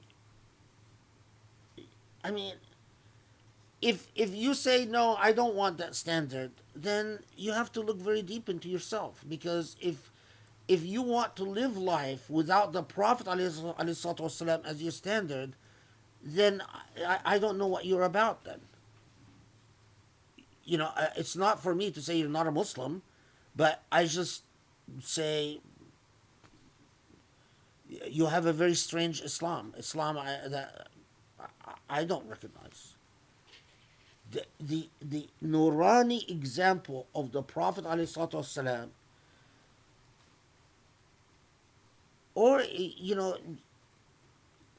those of you who have read Nahj al-Balagha, the example of Ali bin Abi Talib, is a clear example of a Nurani person.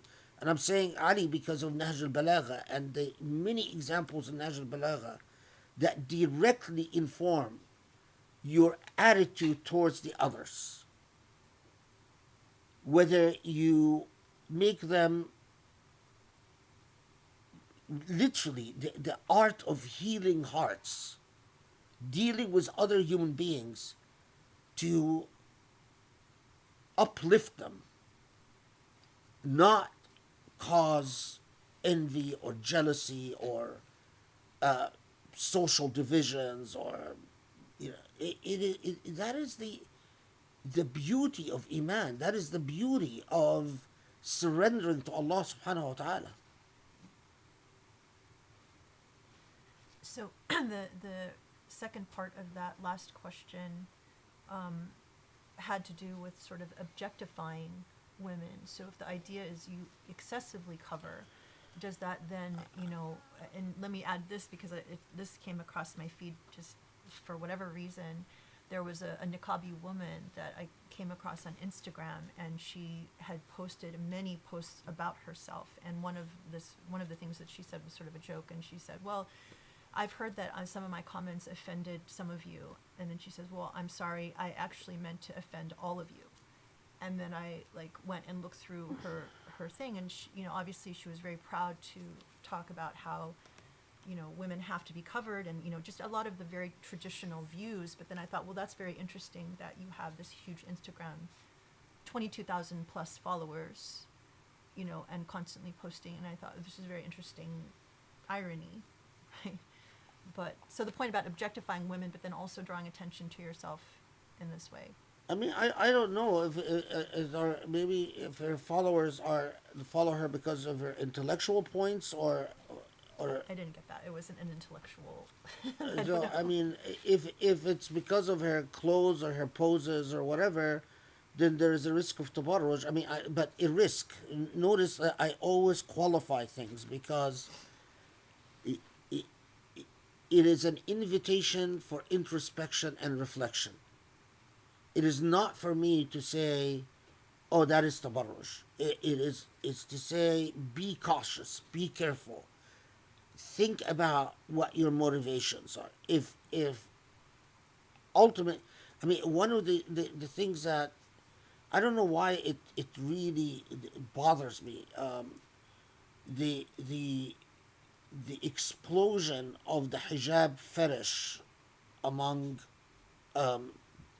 what I mean by that is that there is now this fetish about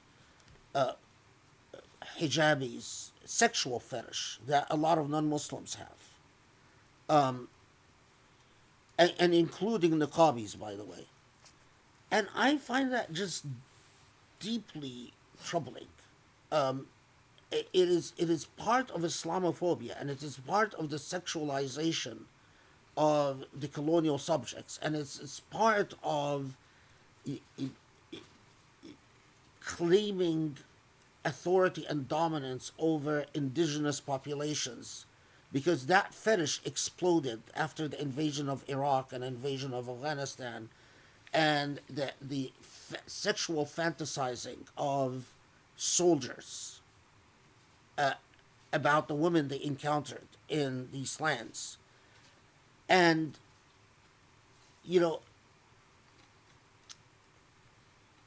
I find it deeply troubling that Muslims are just oblivious to things like that. instead of instead of seeing it as an obscenity, as something extremely immodest that is directed at us, we just like to pretend to ignore it. And there's no question that a lot of Muslim women contribute to the fetishizing of the hijab and the niqab. And I think that is a problem. You have to, there's one thing if that fetish exists and you do nothing to contribute to that fetish, but to contribute to the sexualizing of Muslim women in that way, I think is a problem. Okay, and last question, sorry. I know that this issue of makeup, but I thought I would just read this because maybe to get one last statement about it.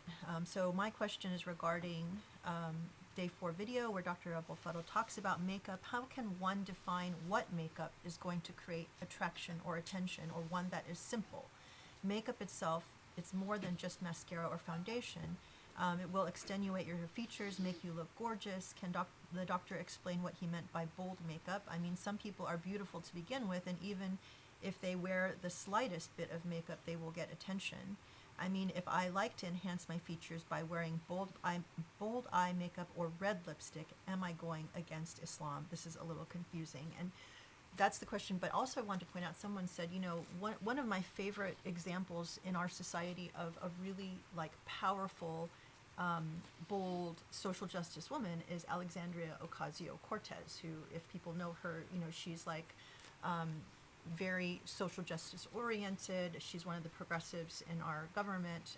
She's super smart, and she's known sometimes for putting on very bold red lipstick. But I think that, in my opinion, maybe you can comment on it, I don't see that is, in her example, in her case, trying to draw attention to herself.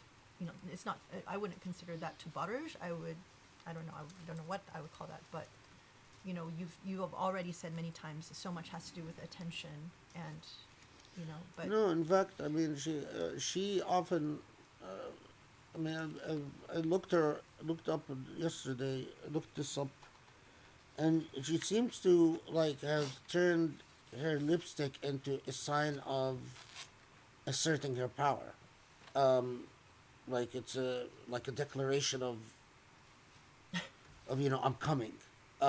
You know, so, but that doesn't strike me as tabarruj. In fact, it strikes me as, but to get to the listen, ask yourself, what is your intent? If your intent is to get to display yourself so that you would get sexual attention, then you have something to think about. Then you need to be very careful, because. But second, what is the actual? How do we learn what is tabarruj or not? We often learn from trial and error, from practice. So, if you put on makeup and you do notice that, you know, let's just, you know, take a hypothetical, a little bit exaggerated. You know, you put on makeup and you notice that men are staring at you, and that you're getting men turning around, and like, you know, you're melting the hearts of men, then obviously tone it down. Then, you know, if you put on some color and you notice that you just look like everyone else at work and you're not getting any extra attention, then you might be fine. So everything is in context. and I think, yes, you're right. There are standards of who's beautiful, who's not beautiful. This type of stuff. But it is all focused on your intent. Are you putting yourself in display? Are you displaying yourself? And balance that intent against actual results. So, think about, okay, what type of norms, what type of messages am I sending? And are these the messages that I do want to send? Do I want to send, if everyone's staring at me, am I fine with, do I want to send a message that I am an object to, like a vase for people to stare at, so that people can objectify me and fantasize about me? I would submit to you that that shouldn't be desirable to you, that you shouldn't want that, that's tabarruj. And so you say, okay, well, how do I tone it down where I still feel that I'm not going around looking pale, for instance, or I still feel good about myself, but at the same time, I'm not making myself a fetish. I'm not making myself an object of sexual desire. Balance that, and I want to I want to emphasize what Grace said earlier about reading the piece that Sharif wrote, because it is really important that you reflect upon what are my standards in life. I mean, is it that I care so much about makeup because I'm a materialistic person?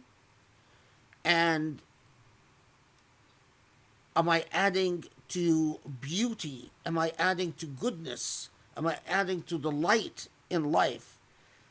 Am I contributing to a society, that the society that we created, where appearances are everything, and people, there are all these social ailments because of the way that we are materialistic human beings? If your conscience is bothering you, then that's a good sign that you should tone it down. That you should, in fact, if you find that your conscience is not bothering you about displaying yourself, then that might be a good indication that you need to work on your piety. You need to work on your values coming from your relationship to Allah, not from your relationship to society. I know that Muslims are accustomed to hard and fast rules, but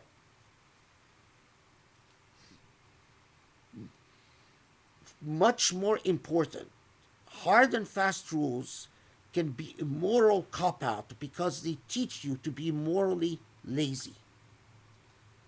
They teach you to just simply say, oh, well, I'll apply black and white and I don't need to think about it anymore. And then we end up with exactly the results that we do have. People that wear the hijab and become a sexual fetish. Complete paradox. Instead of black and white rules, develop your relationship with Allah. Understand what Allah wants, what Allah says. Don't make supreme in your life material values. That don't turn yourself into a fetish. Don't objectify yourself.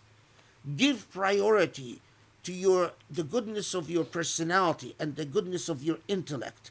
Make that what you put forward, not your physical appearance. Internalize these things. And there is nothing wrong with learning from experience.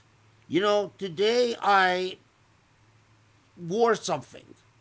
And when I wear something, I notice that I'm getting a lot of stares. That, I notice I'm getting some looks that I'm not comfortable with. So what do I learn? I shouldn't wear that again.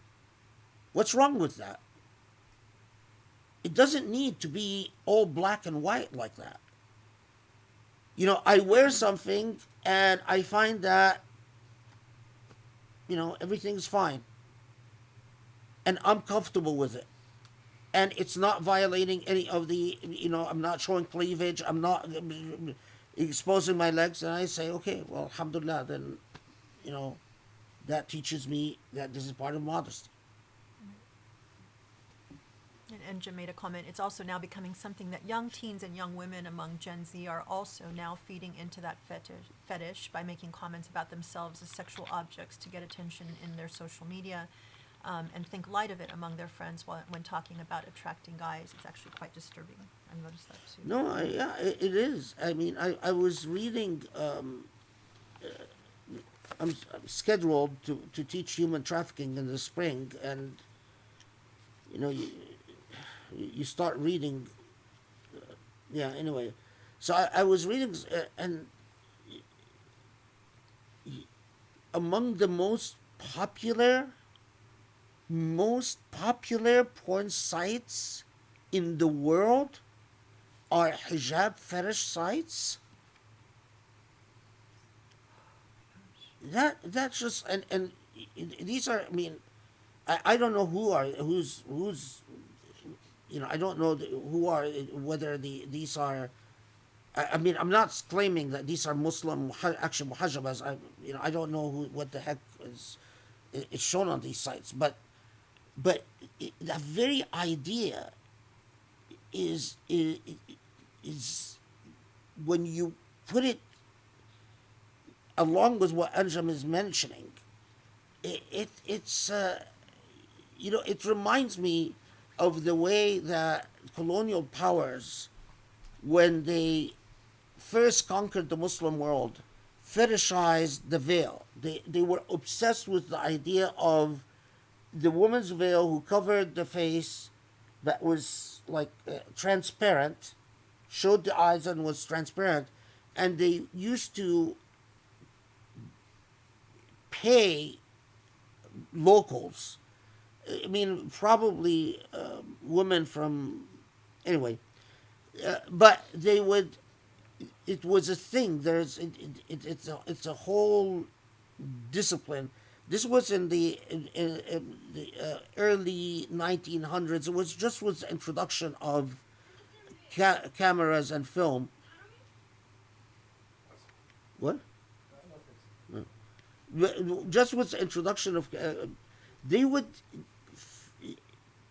It was very popular to take these postcards of Muslim women with their wearing the face and otherwise, largely unclothed. And they would send these as postcards back home as, oh, here are the Muslim women, local Muslim women. And that's, I mean, turning Islamic symbolisms, contributing to the objectifying and sexualizing of Islamic symbolisms like that. I find it just, I find that's tabarruj. That's the heart of tabarruj. Absolutely. Should I keep going, or do you want to? Are you okay? How many? I still have about 5 questions. Oh my God, no. 5 is too much. What time is it? 9:30. It's 9:30. Uh, Okay, why don't I can combine them, yeah. and then you can choose what you want to answer. Okay.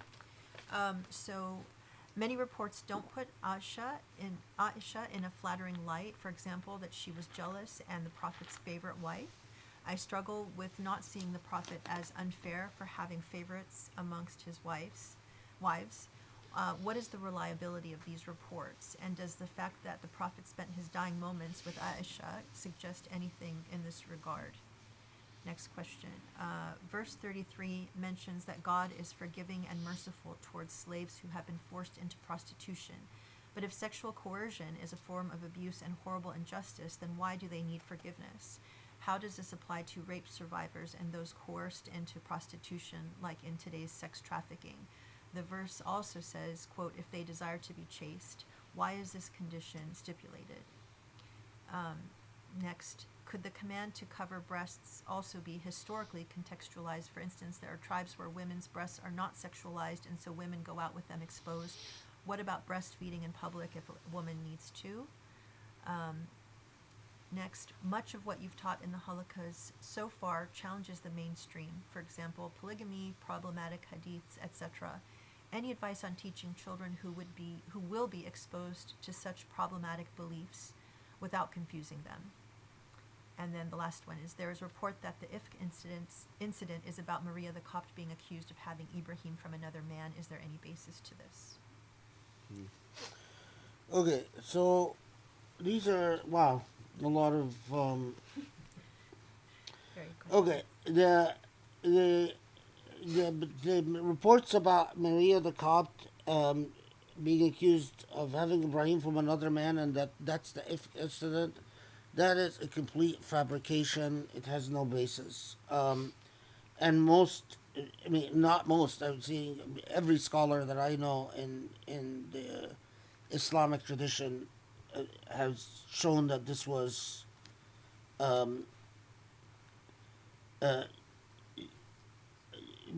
part of what I think it is important for people to know is that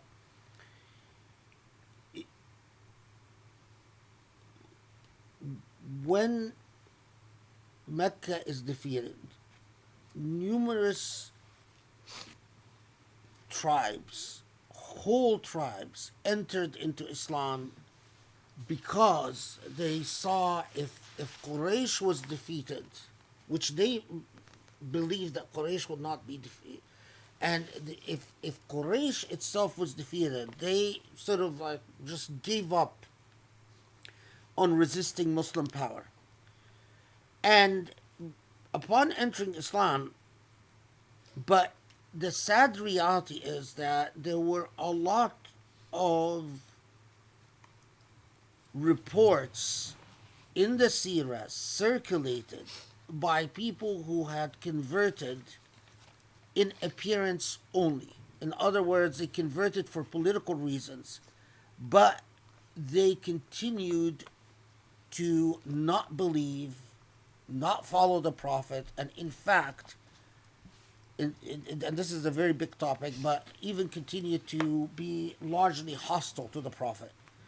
And there were many traditions circulated that were designed to slander the character of the Prophet, or to make the Prophet or his family appear in an unflattering light.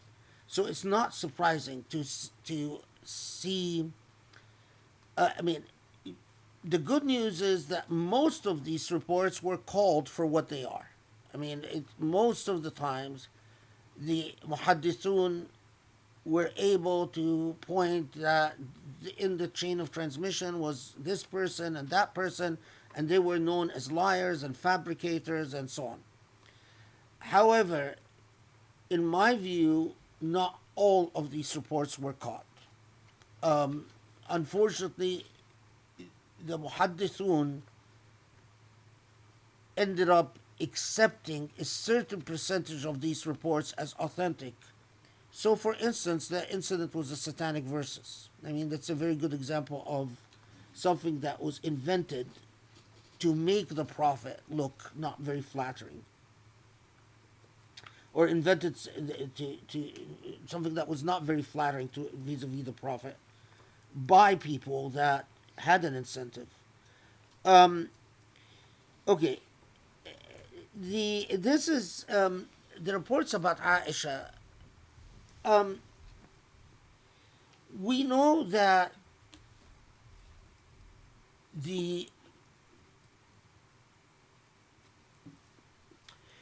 I would just counsel a dosage of healthy skepticism about this. Why? Because in the what eventually becomes the Shiite tradition, there were many narratives that aimed to deny Aisha a special role. And the reason for that is because of Aisha's political stance vis-a-vis Ali radiallahu anhu, especially in the Battle of the Camel. And in response to that, there were a politically motivated attempt to bolster up Aisha's position, to exaggerate her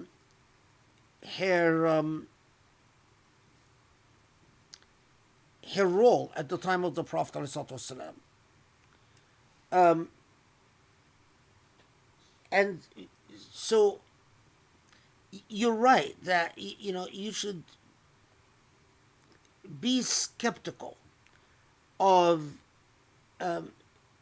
we know now that the report about it is entirely conceivable that his wives, the wives of the Prophet ﷺ, would come at the end and say, well, let's not keep moving him because he was quite ill before his death. And let's just keep him at one place. And, whether the fact that it happened to be Aisha's home, I think is neither here nor there. Because although, we are told in some narrative, well, they chose Aisha's home because that's where he was the happiest. There are many different reasons that this is. All we know is that the wives of the Prophet ﷺ chose Aisha's home, but as to why, whether it was because just for convenience, whether it was because he was the happiest, the thing about because he was the happiest is that it's speculative. We don't have a report where the Prophet says, well, I'm happiest at Aisha's place. But there is speculation as to why Aisha's home was chosen. Although there is a unreliable version that says that the Prophet ﷺ requested that he be kept at Aisha's home specifically. So your sense of skepticism about these reports, especially in Sunni sources, I think is very reasonable. Similarly, by the way, are all the reports about Aisha's jealousy, which sometimes make her appear in unflattering lights. These reports, in turn, could have also, have a question mark about them. There is an issue. Anyway. So this is Aisha. Oh, the about forgiveness. The reason for is that What's the question? this is about verse 33 mentions God is forgiving and merciful towards slaves who have been forced into prostitution. But if sexual coercion is a form of abuse and horrible injustice, then why do they need forgiveness? They need forgiveness because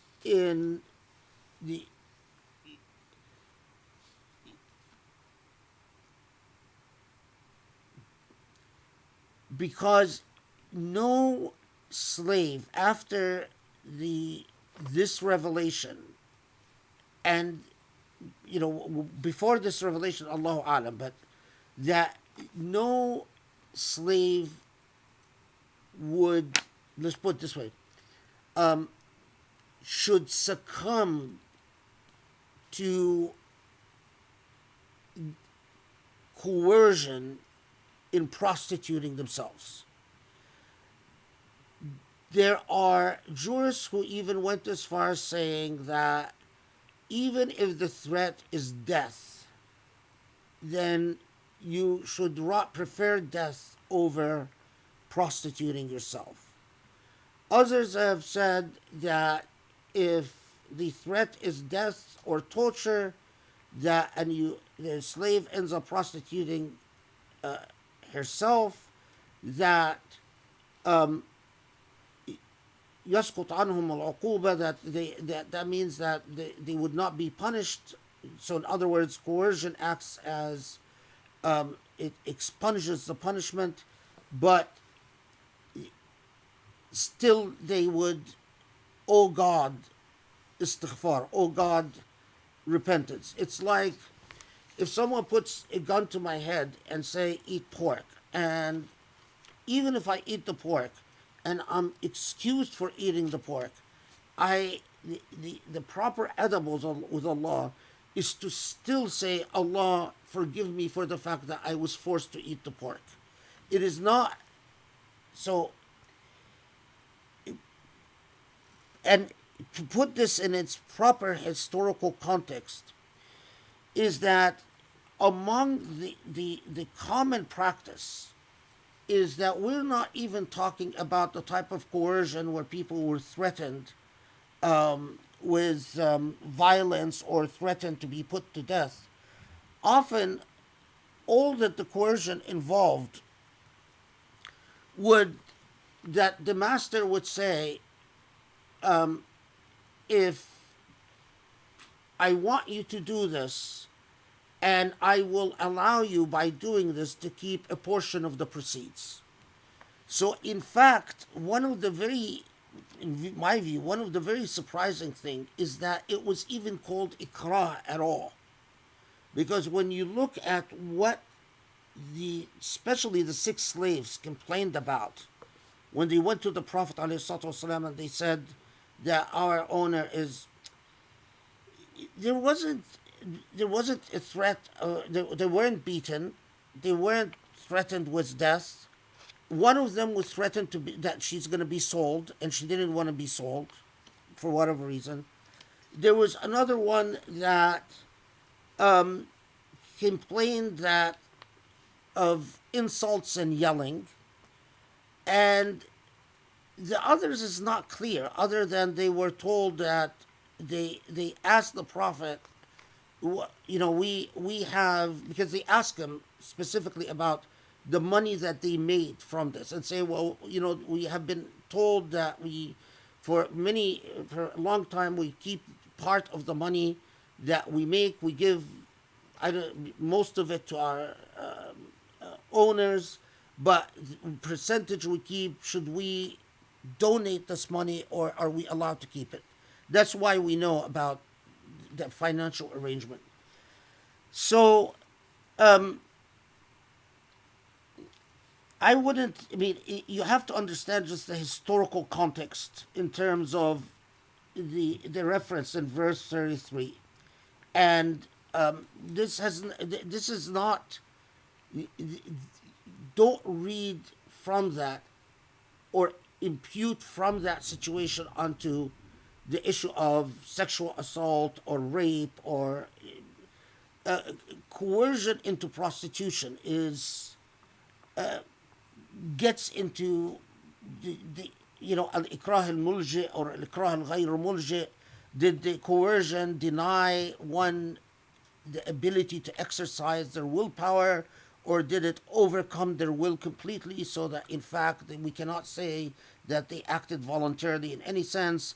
And there's a whole discussion about in the Islamic tradition about what type of coercion is the verse referring to when it says that they were coerced.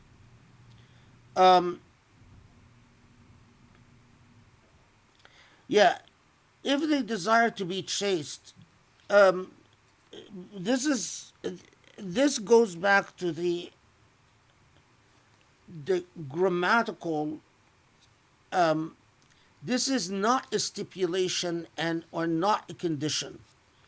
This is a grammatical form where the desire to be chaste is in fact an irrebuttable presumption. So it's like saying to you, take your medicine if you want to live. It doesn't mean that I'm saying it's okay for you not to want to live. But in fact, I am assuming that you want to live, and that's why you should take your medicine. Or if I say the same thing, don't jump in front of a train if you want to live. Again, it's not that I'm saying I am entertaining the possibility that you in fact rationally will jump before a train, but I am assuming that you should not be jumping in front of a train. So the grammatical structure in Arabic, that's how, although it becomes unclear in translation because of the way that some translators, I wouldn't have translated it as if you want to be chaste or something like that. But I would have translated as they want to be chaste, XYZ. Because they want to be chaste, then XYZ. Okay. Yeah, about the covering the breast. I had actually sort of avoided saying anything about that because it's very interesting that in the Islamic tradition, there is no condemnation of breastfeeding.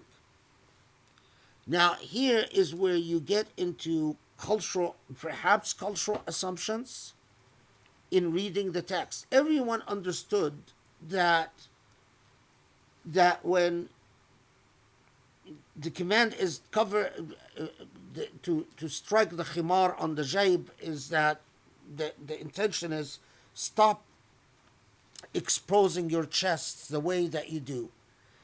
But what is interesting is unlike Western law that was introduced in the colonial era, I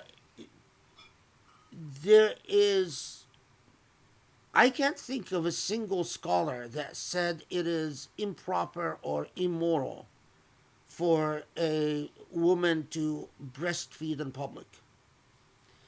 And my sense is that that's more a product of the culture, that because it was culturally widely practiced, that no one imagined that it would be unacceptable. So, and in traditional parts, even as when I think for instance, in traditional non-westernized parts of Egypt, for instance, as I was growing up, it was quite common for traditional women to breastfeed in public. And if anyone looked at them, it would be considered very weird. I mean, you would be considered sort of sick if you gawked at a woman for breastfeeding in public. With urbanization, this is changing. So I've noticed that modern Muslim scholars tend to look at that as obscene rather than natural. That, well, if you shouldn't be breastfeeding in public. While but that's a very recent development. That's the value of, by the way, of anthropology and sociology in documenting, because we assume that the attitudes that we have now have always existed in history, and that's not true.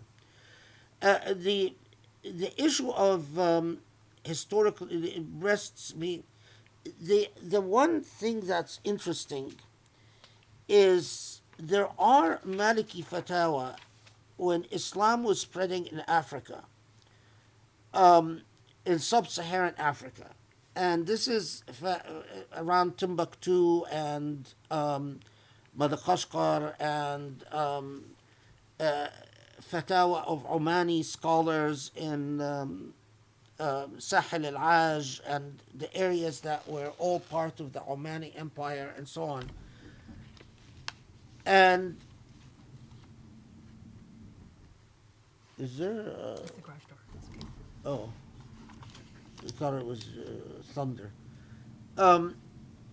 And whether Islam encountered tribes and clans where women did not cover, and basically the question that arose is how vigilant should the dua, those who were spreading Islam, who were mostly merchants, by the way, and businessmen, be about telling these women to cover their bosoms. And there were among Omani jurists or Ibadi jurists, that's a mazhab, and Maliki jurists were a remarkably tolerant attitude to even say if they pray with their they pray in their traditional clothes, that their prayer is still valid, even if their bosoms are uncovered. I mean, that's even too radical for me. I mean, the idea that I can't get comfortable with that idea, although I've read it. And at one point, I even thought maybe I should collect these fatwa and publish them or write an article about them. And then I thought, do I really want to be known as the person who defended the idea? No, so I thought, let someone else do it if they want to. Since everything in our modern world gets misunderstood and people don't understand what scholarship is about, and and so on. But yeah, it's very interesting that finally the issue about children,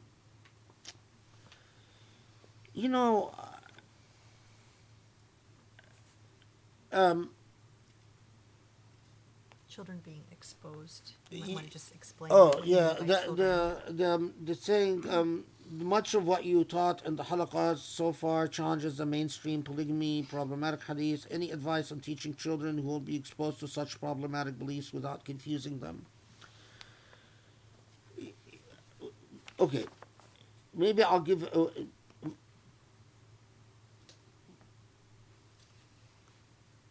My mother ingrained in me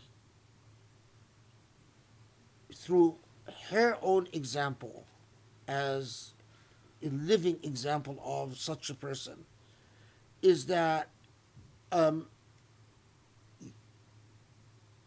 work first on your relationship with Allah. Your relationship with Allah has to be intimate and beautiful, close, that you aspire towards qurba lillah meaning being very close, and that you aspire for an yulqi alayka Allah muhabbatah, that Allah would make you the object of Allah's love, that Allah would love you as you love Allah, and that know in your heart that Islam is always humane, Islam is always reasonable, Islam is always beautiful. If never believe that Islam can be otherwise, and that your relationship with Allah will tell you that Islam is those things.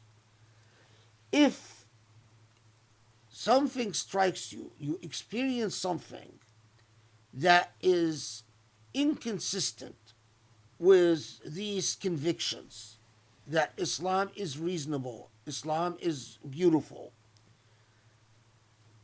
Islam is the embodiment of hikmah and reasonableness, then trust that there is a flaw. Either the flaw is in your understanding or the understanding of others, but that your knowledge has not caught up with the beauty and the reasonableness and the decency, that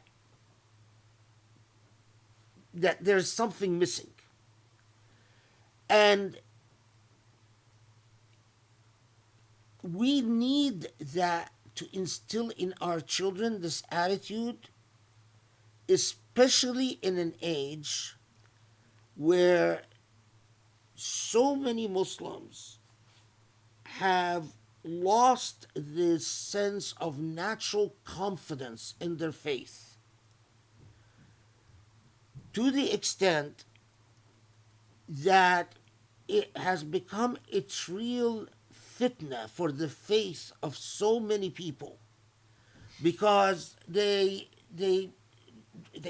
see so much ugliness and so much lack of reasonableness. So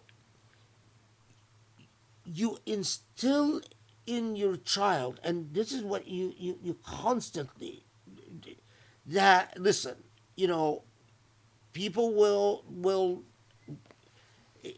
suspend judgment either until you have the opportunity to properly study something, because rest assured that with true knowledge you will always discover at the end that Allah is nothing but Rahman Rahim, that Allah is nothing but Al-Nur, that whatever is dhalami, whatever is darkness, cannot be a part of Allah. Either suspend judgment until you have the opportunity to study it, or suspend judgment indefinitely if you never have the opportunity to study it. What must be the anchor, what be the backbone, is the belief in who Allah is. How do we know who Allah? Because Allah describes Allah's self as that. If Allah keeps telling us, I am Rahman Rahim, I am Rahman Rahim, I am Rahman Rahim, repeatedly, time and time again, if our understanding of Rahmah ends up in tension with our conviction in Rahmah, then teach your child to have the confidence to say, I don't know, but maybe someday I will learn, and to leave it at that. I can testify that was what that's what fueled my passion for knowledge. And that every time I suspended judgment until I studied the matter, every single time I found that my absolute conviction in Allah's beauty, reasonableness, justice, fairness, mercy was thoroughly vindicated. But, I had a choice. Either I say, either I let go of my iman,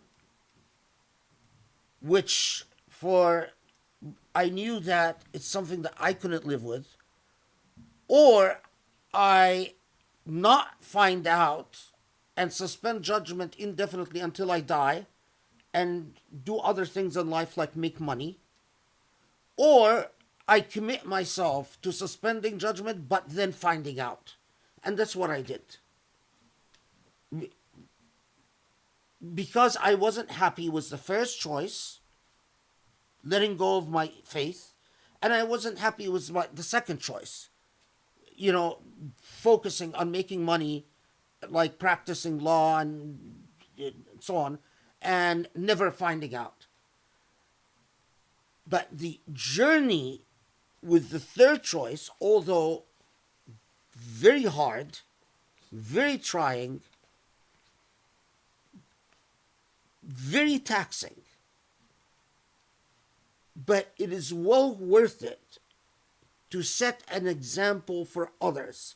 Perhaps my journey can give others the confidence. Maybe you don't have the time to commit yourself to finding, to vindicate your beliefs. But between the option of abandoning your faith because you see ugliness, as far as I'm concerned, that's not an option. It is the equivalent of, basically telling Shaitan, take me. So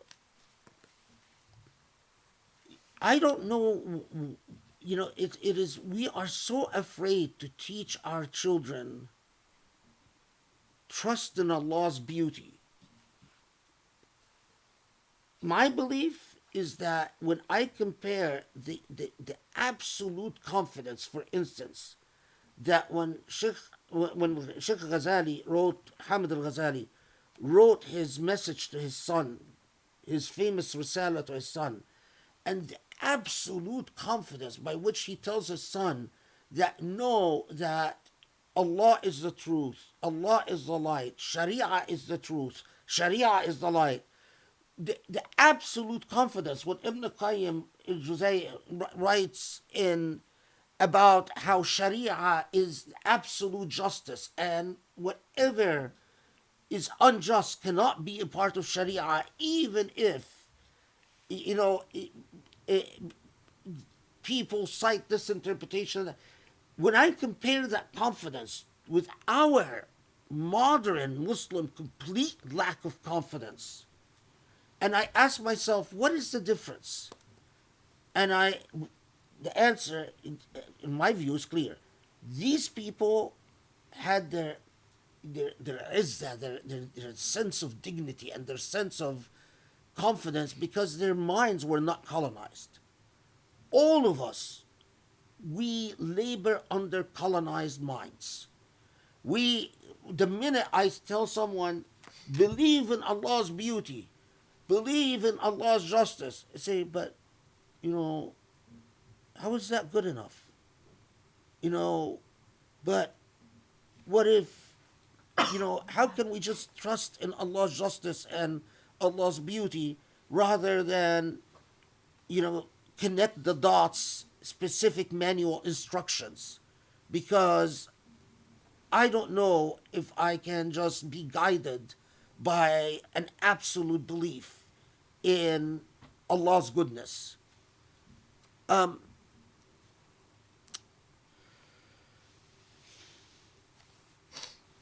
If there are any wealthy people out there, it is all your fault. It is the lack of capital support. No one can make capital and developed intellect. No, if you spent your life developing capital, you have no intellect. Forget the pretense that you have the intellect. Be humble enough to say, I have no intellect, but I can support those who have the intellect. And those who have intellect, don't even pretend that you'll have capital in your life. You're a beggar, you're going to live a beggar and die a beggar. The whole thing is that the people of capital support the people of intellect. That's the happy marriage that creates the type of civic engagement where people are actually confident in Allah's mercy and Allah's justice and Allah's beauty. As long as the people of capital want to see money spent so that they can be the people of great intellect, the great leaders of the ummah, the great, inspiration for the ummah. And the people of intellect, basically dwell in obscurity and marginality, and eventually lose heart, and then want to go. The height of their aspiration is, let me go teach in a good secular school where I kiss up to Orientalists and hope that they'll give me tenure. We're never going to go anywhere. We're going to be stuck in this forever. On that happy note.